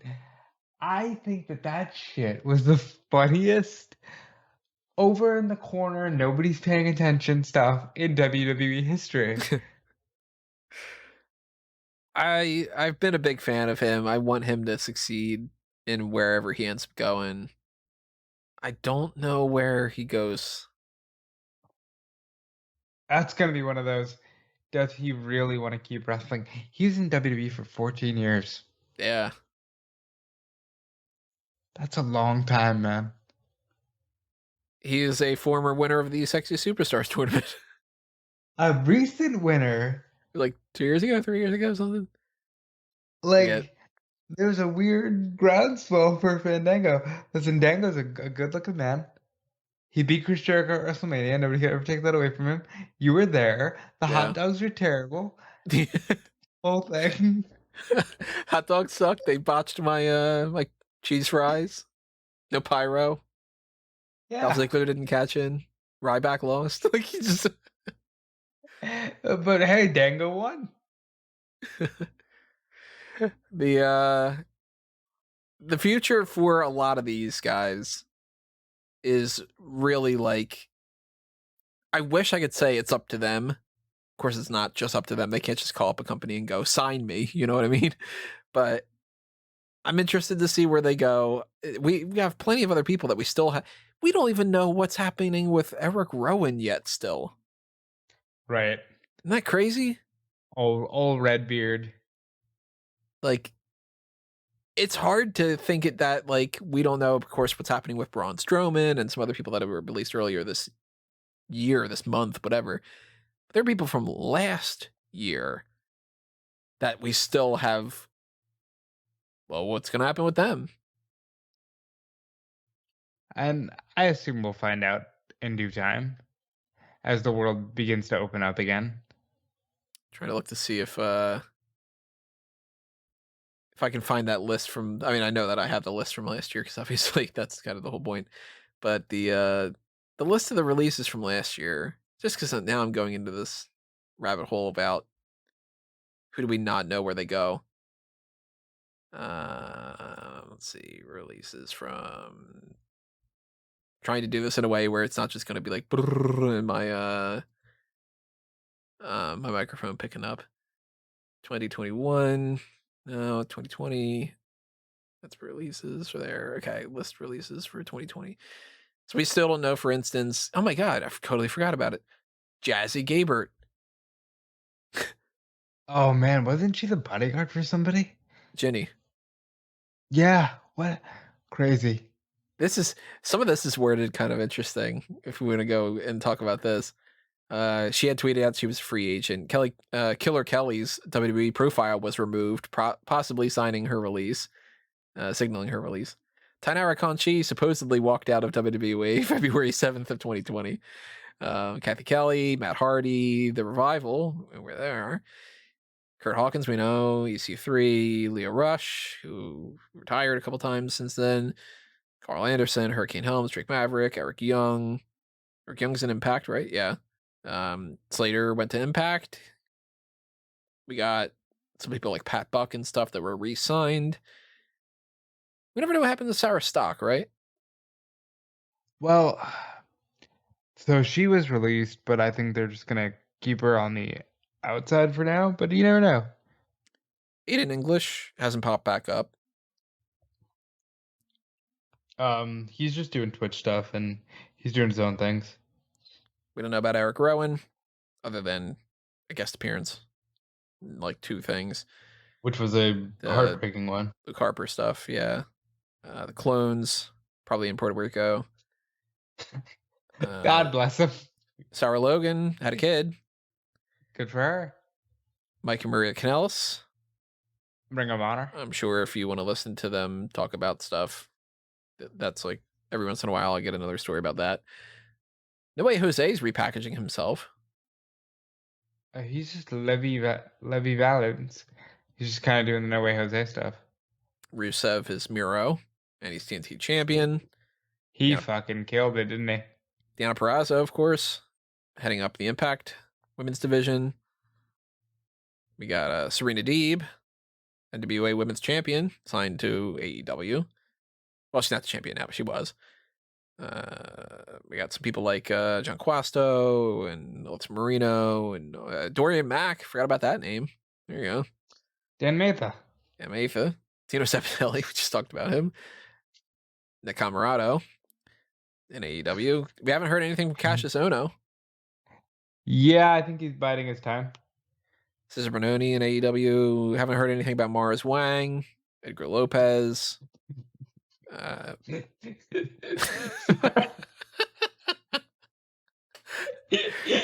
There's some other names like Rocky and Marcos Gomez. What else? Rocky? What? Yeah, Muhammad Fahim, Amari Palmer. I've never heard of Muhammad Fahim. Hussein Aldagal, Faisal Kurdi. Where you get were these just performance recruits? Who are these? Pretty much, people? Yeah. I think I'm one of the only people that track some of these people. Drew Gulak, Curtis Axel. We haven't seen Curtis Axel yet. Still, he just fucking disappeared. He totally did. I thought for sure he'd be popping up in NWA. I don't know how that's not the case. Either he's got enough money where he just doesn't care, or he's just biding his time. Ligero and Travis Banks. Next. Yeah. Don't we get Jack Gallagher next? Drake Maverick got re-signed. Drew Gulak got re-signed. Cain Velasquez didn't win the Royal Rumble that year. Brock Lesnar, free agent. Wow, what a wild time. Cain Velasquez was once in a match for the WWE Championship in Saudi Arabia. Yeah. And then disappeared. AOP. They're done. Retired, but not retired, but whatever. Kairi Sane. She's like an ambassador. She's retired, yeah. And Zelina Vega, we don't know what's happening with her right now. Thea Trinidad should just totally go to AEW. We've talked about it a million times. Man, this is a fucking, like... Hell yeah. And we also haven't talked about the other person that got released. Now, this person... I don't know if I'm going to say her name correctly. Kenise Mobley? Yep, that's how I've been saying it. She was a writer for maybe a week. She just recently got hired from WWE, at the very least, and she has already lost her job. Now, the reasoning behind this, and you know more about this than I do, so you're going to fill in some blanks here, but she got hired by WWE. This is the short end of it. We'll get into some more details. She got hired by WWE. She went on a podcast recently, the Asian Not Asian podcast, Correct. And she fully admitted she does not know anything about pro wrestling. She has not been following it. And she said things in a way that are way worse than that as well, to not even just be like, hey, I don't know everything about pro wrestling. One of the things we're going to get into is straw man arguments and stuff, but you have like the transcriptions of some of the stuff that she had said directly, right? I do, because so what happened here, brief version of it is I had started to see the talk of this conversation on Twitter, and I ended up saying, you know what, let me do an article on it because it's getting traction.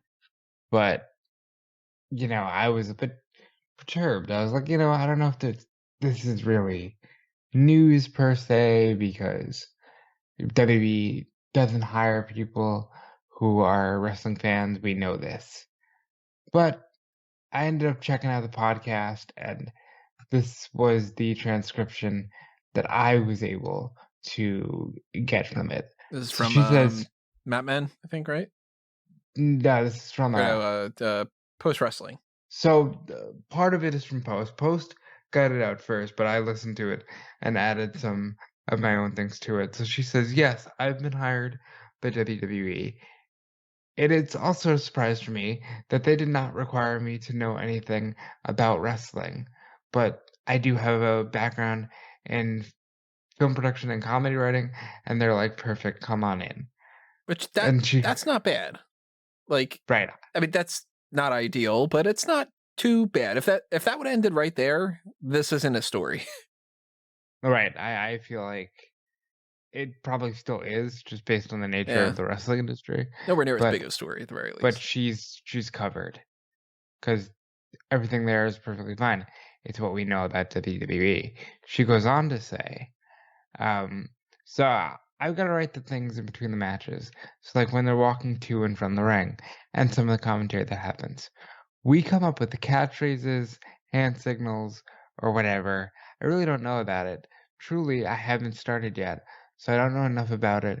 And if they hear this, I'm really hoping they don't revoke my offer, but I truly know next to nothing about it. So she's admitting, like, hey, look, I'm walking a fine line here. Yeah, I'm stepping on hot coals and hoping I don't get burned.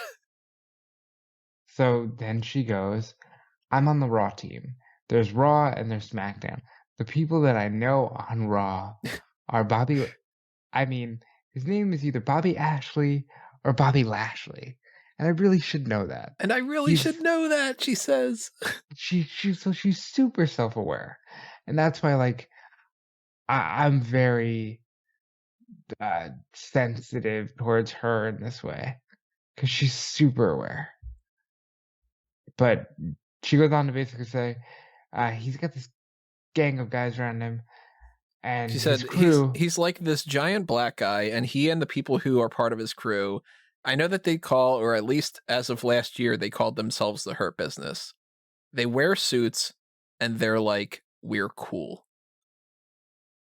Right. So, like, what So she knows about this is she saw maybe a couple clips, and it's like, oh, that's what the Hurt Business was. So, for context, she has since deleted a tweet about her helping make a show happen, and she's now got a private Twitter account. I was lucky enough to follow before that, but she has not tweeted about wrestling since. I would assume she's probably getting hounded by a bunch of things, which that's not our goal here. For anybody who's wondering if we're going to just rag That's on not her, okay. By the way, that's not okay. but there's a difference between like ragging on her and trying to make her feel like shit, whatever like that, and also just addressing the fact that WWE, you can't hire people that don't know anything about the product. Fundamentally, to use analogies and stuff, you don't hire a chef to cook for your restaurant if they don't know the basics of cuisines. I'm not a great cook. I know that. I can make a fucking great grilled cheese, apparently, and I can do some things. But if somebody were to say to me, what's the best wine to pair with a pork loin? I'd be like, I don't fucking know. And that fundamentally makes me not as qualified to cook that type of a recipe, right? Just I would say so. the way that it makes is. sense. She doesn't know pro wrestling, and you don't have to be, because here's a straw man argument thing. People are doing this argument type of stuff, and this is where, in anything in the world these days, this pisses me off. People don't like to acknowledge the gray areas in things. People are very black and white, and there's very few things that are very black and white. Like, you probably shouldn't just murder somebody, but if you kill somebody, it might be out of self-defense. So there's a gray area. Like, that's just how things go. And people do this argument with somebody like Kinesi here,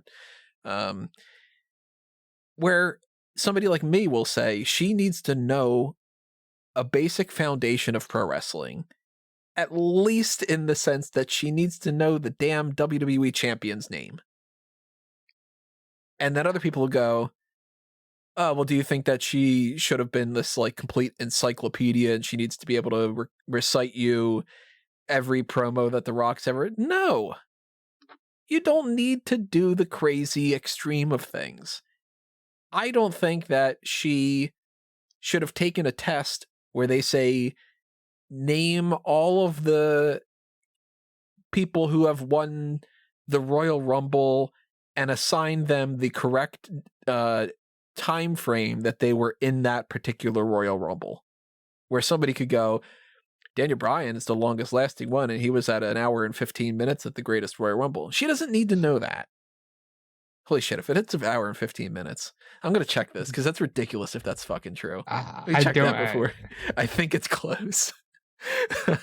Handy dandy Royal Rumble stats page at smark.moment.com to check it out. See the longest, right? So, damn it, I'm just off. 1 hour 16 and 05. Wow. Okay. But like, I thought I was bad. She wouldn't need to know that for this type of a job. But just because she doesn't know who won, who the runner-up was for King of the Ring that Billy Gunn won. It's X-Pac, isn't it? I don't know off the top of my head, actually. See, like, this is where we get into the rabbit hole, because I won't speak for Tony. I am absolutely an encyclopedia. I pride myself on it. She doesn't need to be that. No, she doesn't need to. I genuinely feel bad for her, because I wish she could have given her unique take on the industry. However, the bigger issue here to me is that WWE hired an outside source who thinks the product is a joke because they're not a fan. Yeah, because the underlying message here is both she and WWE. She gives out her resume and they either hire her or they don't. I don't blame her for shooting her shot. You know what I mean? And I hope that she moves on to whatever great successes she has if she writes for literally whatever. I don't care. She could write for another wrestling company and it can end up being fantastic. Like, this isn't just to crap on her or something like that. It's the situation. It's what we're crapping on. And the situation's there because of WWE, because WWE should not hire people that have no baseline foundation of their product, because they are a pro wrestling company, no matter how embarrassed they are about it. And you can't bring in people from other realms and then have them say something like this and then be upset with them and fire them, because you are saying, hey, you're calling attention to how we are doing this, but we don't want to change how we're doing it. If you're embarrassed, you change what you're embarrassed about. If you are not going to change it, it means that you're not actually embarrassed about it.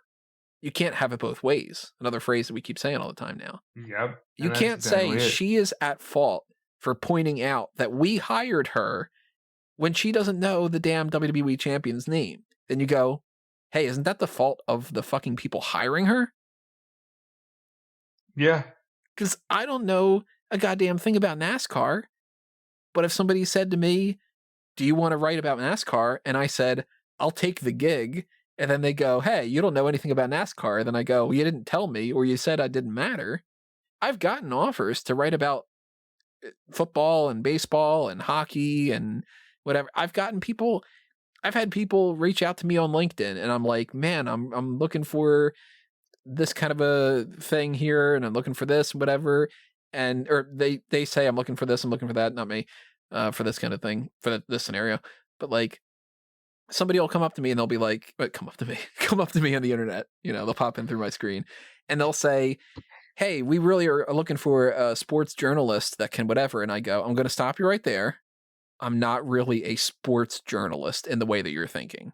I'm not a guy that's going to be able to talk to you about the starting lineup for the Chicago Bulls and their standing in the NBA. I'm not going to be able to tell you how good the Mets are doing. I don't follow other sports. It's just pro wrestling. I'm just a pro wrestling pundit. And people will go like, oh, okay, well, we thought that you were, because you write for Bleacher Report and stuff. And I'll be like, yeah, I write for Bleacher Report's WWE section. There's a difference, But if somebody wants to pay me and they just said, well, it doesn't fucking matter, just do whatever. And then I went, okay. Then if they went, hey, you don't know anything. And I'd be like, yeah, well, that wasn't a part of the job requirement. I'm not a mechanic. I don't know shit about fixing a car. And if somebody said, do you want to be a mechanic? And I went, do I need to know how to fix cars? And they go, no. Then I'd go, okay, I'll sit around and I'll collect a paycheck or something. What the fuck? So I don't blame her. I blame WWE. But then if they are upset about it, then the only thing that they're upset about is they're upset that it came out about how they're not anything more than pro wrestling. And it's that argument that we keep having over and over again, where WWE keeps saying, we make movies. And you're like, no, you don't. You're a pro wrestling show. Stop trying to be anything that you're not. And like that, but see, it's a difficult discussion. And there are layers to it, because in that same sense, we're not saying that somebody from the outside world can't provide an interesting take. Yeah, she could be a great filter for stuff. Like, yeah, absolutely. Somebody could have pitched a storyline and they could have said, what if we do this with what's the storyline that's going on right now? Other than, the non-storylines. What's an actual storyline? It's hard to think of. So they have the storyline with RK Bro. Yeah, okay. So like RK Bro, you get a story of, hey, Riddle is a younger guy. He's teaming with Randy Orton, who's a veteran. Randy Orton doesn't really have a whole lot of friends. Riddle's kind of an annoying guy, but you kind of like him at the same time. They team up a little bit. He sees a little bit of himself in Riddle. We're telling this kind of a story. What do you think?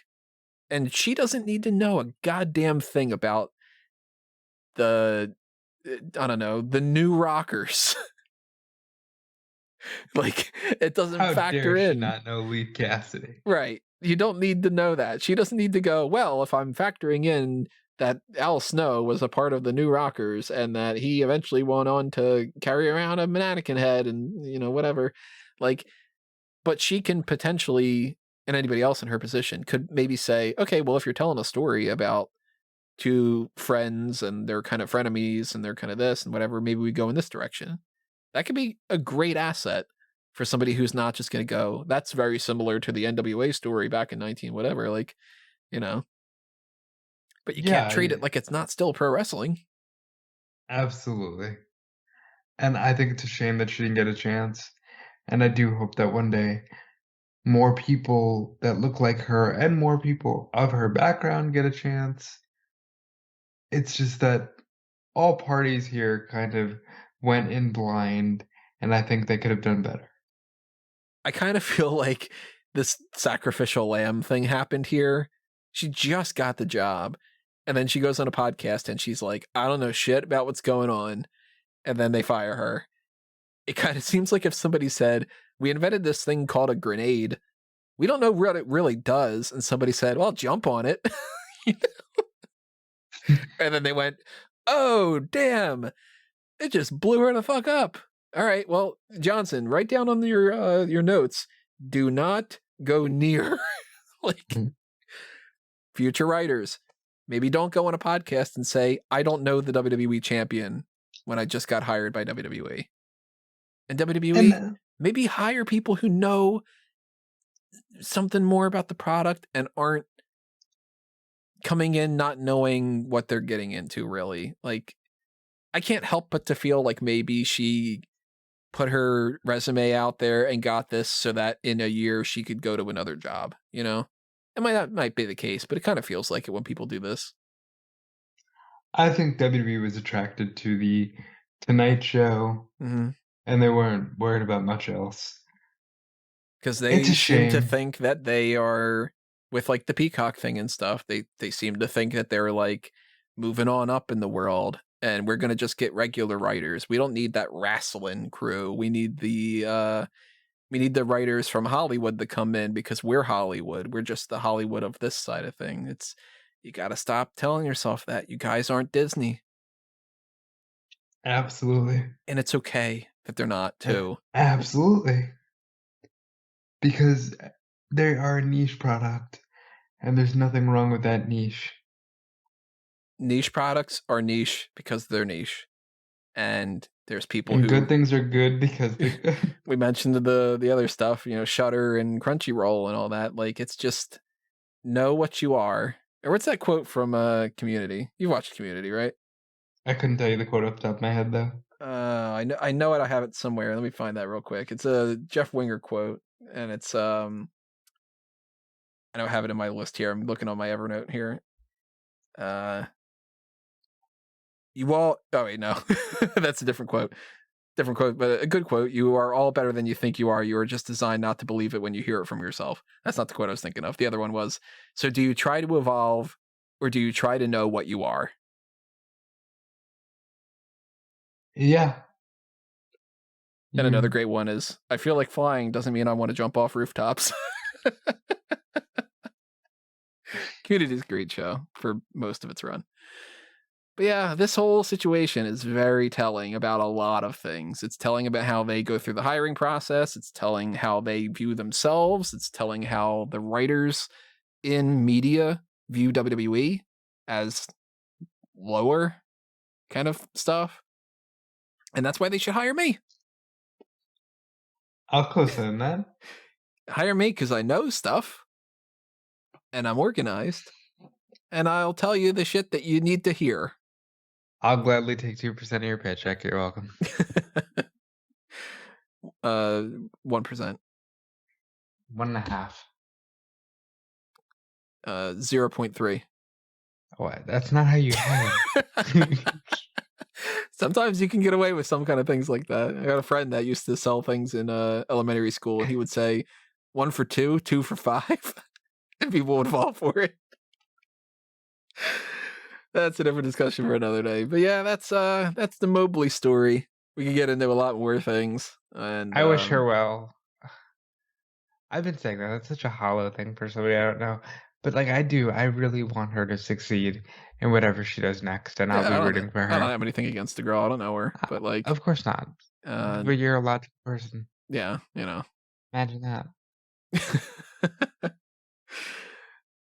Let's talk about the TV stuff though, because we got a chance to be able to talk about that. Let's see if we can do any of these things better. Like maybe, I don't know, not have Eva Marie team up with Piper Niven, act like she doesn't exist as Piper Niven, give her the name Dewdrop, and then act like they're gonna break up already. So I think that they did okay here. I liked the setup for it. I liked the backstage segment where she's ready to go. My name is Piper, and Eva Marie goes, "No, you're Dewdrop now." She should have booped her on the nose. And she's like, no. I like that. I like that there was some immediate tension. I don't like that Eva lost the match because Piper Niven was already like, "Oh, I see you fucking with me. I'm done with your shit." Already. Like, you just started. They didn't have a week of it. So that leaves a lot to be desired. Again, to use another analogy of just like a Marvel type of thing, because I have Marvel on my brain right now. Spoilers if you don't know who the Green Goblin is. Imagine if the Spider-Man comics or any story would be like, "Hi, I'm Harry's dad, Norman. Also, I'm gonna kill you, Spider-Man," and then you go, "Well, then I'm not invested because he's just there's no story there." Yeah, it made me feel like they're trying to rush to an ending. Mm-hmm. But they still kept the name Dewdrop, so what are you rushing for? Like, they didn't even finish completely signing the A. Like, they didn't cross the A, and they're like, "Where do we get to the Z?" Nope. We got Money in the Bank qualifying matches. Thankfully, they thought well enough to give Money in the Bank qualifying matches in there because it's the simplest and easiest thing to do, and they sometimes don't do it, but it's a way to just kill a bunch of hours. Guy versus guy, girl versus girl. Winner gets into match. There you go. So Ricochet beat AJ Styles. And they did this thing. This was like the theme of Monday Night Raw, which was all the upsets happened.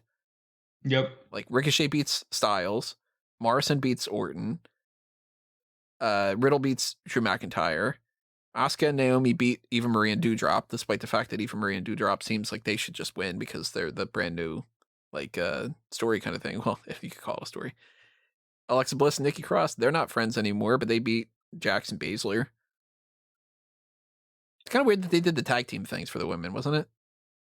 Yeah, but I thought it was an easier way to get it done. Yeah. Because now half the field is already in. We had a bunch of people complain that they weren't in qualifying the matches. Jinder Mahal, Jeff Hardy, Cedric Alexander. But it doesn't seem like that they're going to get much of a chance. Well, somebody's clearly going to take out somebody and take their spot. Maybe that's how Mahal starts his feud with Drew. I'd like to see Jeff get in there, but overall, none of the Raw options impressed me. Like, they don't feel like that moving up the ranking vibe, like we were talking about with the Mount Rushmore the other day. And I kind of think it's got to be Big E. Of the four that are set, I think it's Big E.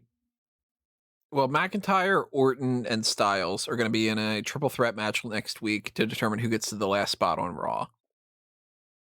Depending on what their plans are, because I'm hoping that there's like a plan here, and it's not just like we'll figure it out by next Monday. I could see a scenario where maybe Hardy, Mahal, and Alexander get in, and it becomes a 6-man, like a 6-pack challenge kind of thing. Or I think Mahal tries taking out McIntyre. Right. I could see Mahal trying to get McIntyre out of the mix and replace him. And maybe McIntyre interferes in the Money in the Bank match and costs Mahal. You know, maybe they do something like that. If it ends up just being Styles, Orton, and McIntyre, one of them just flat out wins. Who do you think's the fourth? AJ Styles. I think Orton. I think Styles is just better. I think Styles has a shot at winning. As it stands right now, I think it's Big E or Ricochet. Because see, Styles and Orton, or Styles and Omos have this thing with the Viking Raiders. And Orton's got this thing with Riddle. Riddle's in the match. I could see a scenario where Riddle and Orton are in the match, and it's like Riddle is trying to climb up, and Orton's trying to climb up, and then it ends up being like, "Hey, bro, like, Hey, look at So, that. We're both kind of climbing right now. What do we do? We gonna fight? Like, that kind of thing. and you're probably right, but my thing is, we just had a conversation the other day about the importance of putting it on a new guy and how like Callum had shut down this idea that I had to put it on Edge just for the sake of, lineage and reestablishing the briefcase. There's nobody new. Well, I do think that we might change our opinions when we get closer to it, and we'll cover things like that. But the only person on SmackDown tonight that qualified was Big E, and we know And next I think week he's got a good shot. Kevin Owens and Sami Zayn are going to fight in a last man standing match. One of them's going to get into this match. I am still leaning towards Big E, and I still think that Big E versus Bobby Lashley makes a lot of sense for SummerSlam. But I'm not going to stamp down that's the one and only decision because we don't know who the other people are. Well, I will say this. There was a rumor earlier this week that, hey, let's put Big E on Raw with the New Day. Imagine that. Let's put him with the New Day. Yeah, let's put the guy that's in the New Day stable in with the New Day. I like E, but even E is kind of, what is he, mid-30s? Like everybody was 35. kind of, so is Riddle. I'm not sure how old Ricochet is, but he needs some rehab done to his overall character. Let's be I honest, don't know. Ricochet's in there to do a flippy flip. Yeah, he is, and there's live crowds, so he's Yeah. gonna do a 6:30, and it's gonna be cool. Kind of cool if they actually decided to push him though. But I'm not banking on it. Well, they're gonna push him off the ladder. Mark Coffey beat Shaw Samuels. Looking at some things with Dude, that NXT triple UK. threat match, Ilya Dragunov, Rampage Brown, and Joe Coffey had had such a banger three-way dance. Like this show has the best sleeper matches because nobody's watching. It's so good. We're gonna get Dragunov and Walter again, which they beat the shit out of each other the last time, so that'll be fun. And they're gonna do it in front of people. It's gonna be great. Hopefully. Maybe Dragunov wins. Maybe Dragunov wins. Or maybe Finn Balor confronts Walter. Yeah, that's another thing, because we haven't seen Balor in a little while. Rohan Raja turned heel. Yeah. He's teaming up with Teoman now. Blair Davenport is the thing. Blair Davenport, probably Bea Priestley. There are people who think it's Bea Priestley. I'd be surprised, but you never know. I think that it has to be. They're gearing up for a takeover. You can tell. There's I don't know when it's going to be because they're supposed to do Ireland, God knows how long ago. But they're gearing up for a takeover. There's no guaranteed like Miko Satomura versus Aoife Valkyrie thing set up, but like there's those two. There's Amelia McKenzie. There's Dawn. There's options to do whatever they want to do with Pretty Deadly versus so and so, et cetera, et cetera. Pretty Deadly versus Subculture. I dig the subtle changes to Subculture. I really dig NXT UK. Like it's a, you know why, Tony? It's an hour. It's a 1 hour show. Imagine that.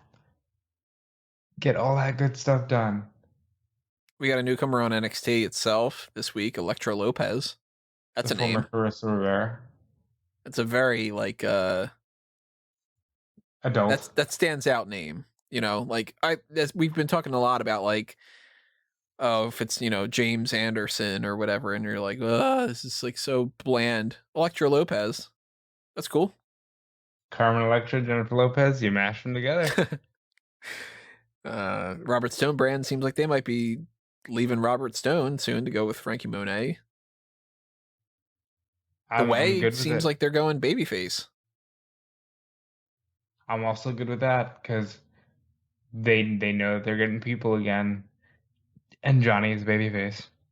I've been saying for a while, Austin Theory is one of my absolute favorite things in WWE right now. Personal things aside, I'll agree with that statement. He's like, his character work is great. This meathead idiot type of character, and like just the little jokes that he has. I absolutely love what Austin Theory's been doing. And I liked Gargano, for instance, being like apologetic to William Regal and being like, I brought you a present. Here's a pencil.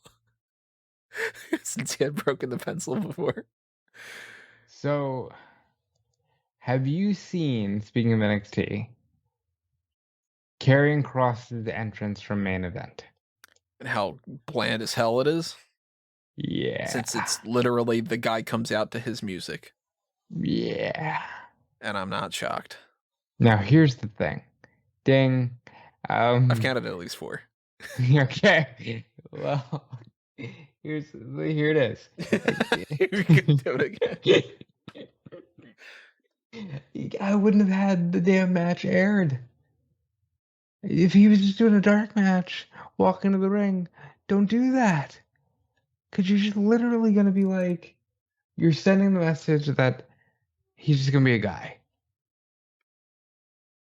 But see, I think that they just don't care. I think that they're like, why would we go ahead and do all that? He's on the main roster, whatever. It's just because there's this backwards ass mentality of like, we don't need to actually put any effort or care about anything. So you ever watch like Kitchen Nightmares or like I'm not a big fan of Kitchen Nightmares, but what's the other one? The one that I actually seen a bunch of episodes of, and now I can't fucking think of it. Gail Kim's husband. Robert or Ryan, I don't know what show he does. The Iron Chef? Restaurant Impossible. That's the name of it, I think. I like that one better. But like that one and any of the shows like that where it's like, hey, I used to have this restaurant and then I stopped actually making food taste good. And now people don't come to my restaurant anymore. And all I'm doing is microwaving leftovers. Like, well, maybe they'd go to your restaurant if you know, make shit good. Yeah. If you don't put any effort into something and it shows, then people don't attribute the same value to it. It's just the way that it is. And if Karrion Kross comes up to the main roster and they take Scarlett out and they take the entrance out and he just seems like dude, then when he doesn't get the same pop, then they're going to go, I wonder what happened. And it'll be like, well, maybe because he took away all the things that are interesting about him. I mean, Adam Cole literally just gave him a tongue lashing not that long ago about they've given you all these things to make you look special. And they go on main event and literally strip all that away. And it's like, oh shit, he doesn't look special. Yeah. Imagine if The Undertaker would have been doing the Undertaker gimmick in NXT and then they bring him up to the main roster and they call him Undertaker Mark Calloway. And he comes out as the version of the Undertaker that was like a couple years into American Badass. Yeah. And then they end up going, how come this guy is not over? And it's like, yeah, because he was a dead man in the other one. And then in this one, he's Guy. Yeah, I get it. You can deal with Bronson Reed. He is just Bronson Reed.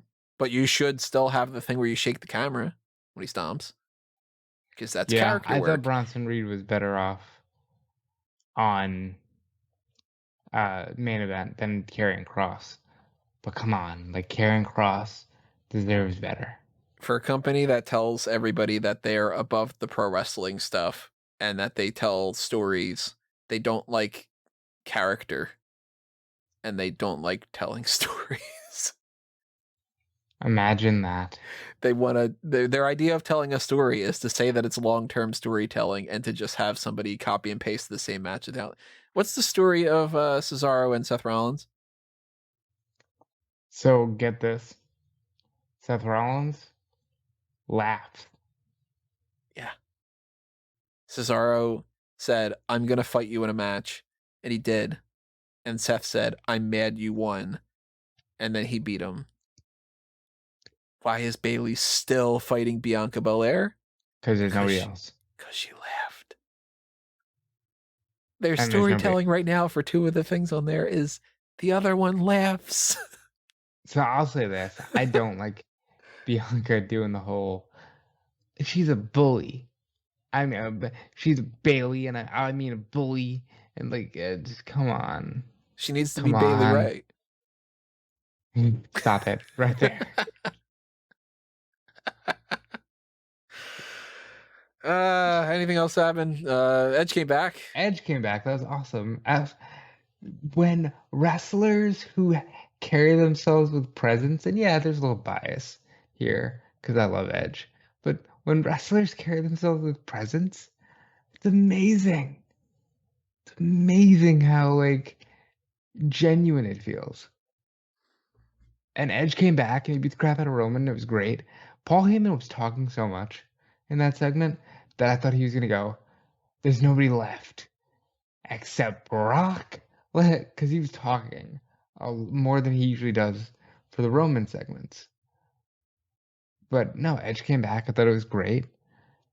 5 stars. Give me that. Give me that all the time. I would go that far. But hey, Edge versus Roman Reigns at Money in the Bank. Hey, the match that we were supposed to get at WrestleMania. It makes sense to do it in front of the crowd. It makes sense to give him an opponent that seems like it's a big deal, because it is a big deal, because it's Edge and he doesn't wrestle that much. So there's not many people left. You know, it's a repeat, sure, but hey, look, would you rather have that, or would you rather have out of nowhere Chad Gable wins and you know he's not going to beat Roman? I love Chad Gable, but look, it's just the reality of the situation. So, you know, Yep. thumbs up. And who knows what's going to happen next week? We know that we're going to get some more qualifying matches. We know that we're going to find out some more about the future of some of these people. I'm hoping of the releases. Maybe some people start doing some interviews, or maybe they pop up somewhere, whatever it might be. I don't know. And we're going to get more TV stuff. So we'll definitely talk about that when it comes to the next hot tags, but that's it for these hot tags. Anything else going on that I'm skipping out on, right? I don't think so. Nope. That's it. So, as I mentioned before, drop your comments below. Tell us your thoughts on all these different kinds of topics. Where would you like to see these people go in the future if you had any ability to like pinpoint them? I think you should go to AEW, and I think you should go here, and that kind of thing. What do you think about Ruby Soho? What do you think about the Inspiration? You rooting for Lars Sullivan in a boxing fight? You happy about Peacock going to Amazon Fire TV and everything? What do you think about Raw and we happy about the SmackDown? bare minimum from Peacock. You know, whatever those kind of stories are, we want to know what you guys have to say about it. So, by all means, drop your comments, send it tweets, post something on the page on smarkmmo.com. Stay tuned, stay checking things, because there's plenty of other stuff coming your way from Smark Moment and Fanboys Anonymous from different things here. And if you want to follow what we've got going on individually, I am at Tony Mango on the socials. I got the EWN stuff, I got the Bleach Report stuff. You know, click around, see what's happening. Check out what Rob's got going on as well. Yeah, I'm at Dude Felice on the socials. I am working on the Twitch. I'm on the Twitter, on the Instagram, on the TikTok. Please don't follow me. I'll never post anything. You know, I'm on every platform you could possibly be on. Check out Fightful. Check out Fightful Select. Sean Ross app. Listen, I don't ever brag about this man, but he works very hard, especially on shitty days like today. And people tend to think that he gleefully reports these releases, which is just egregious bullshit. Nobody's ever happy to report these things. If you It's check, his you job. see that there's always a tweet about hopefully these releases aren't true and stuff. Right. And I think people are assholes, and people have forgotten that the media's job is to not hold your hand and make it seem like it's okay. Media's job is to just tell the news. Even I forget that sometimes, you know, and Even the news forgets that. I know, and it's amazing. And I want to commend Sean Ross Sapp because he really does work hard. So check out Fightful Select, check out Fightful.com, check out WrestleZone because Bill Pritchard and the team there work very hard as well. And I'll see you guys in the next one. I want to, I have it in my head now with that Tino Sabatelli and Sabatino Pescatelli thing. Now it's Sean Ross Sapatelli kind of thing or something like. Santa Mazzara. So that's the end of this Check out week. our Luca review. Yeah, check out Luca. We watched Luca together, and it was fun. And I've watched it again, and it's That's an interesting Pixar movie, but yeah, check out the watch along we did. We got that. We got Batman the Long Halloween, Whew. which, man, I caught myself yesterday going, wait, that comes out like tomorrow, right? Part 2. And then I'm like, no, fuck, it's like next month. But yeah, I can't wait for that. So good. We do have more things, of course, on the Bond side of things coming on Fanboys Anonymous, and we have more stuff coming your way, of course, for Smark at the moment, because it's not like this is the end of everything. But we are heading into episode 500 of this. And of course, we've done way more than 500 episodes because we don't do one episode a week. We do anywhere between 2 to 8 episodes a week. It's we're on, I don't know, there's like something like 3,000 channel videos or something, but fundamentally on week 500 is what we can call it. We're going to do that next week. And the game plan for right now, and it seems like it's probably going to stick to this, is that we are going to go back in time and we are going to fix all the timeline problems. And then you're going to have to be thankful for us because we're going to do it for whatever it takes, just like the Avengers.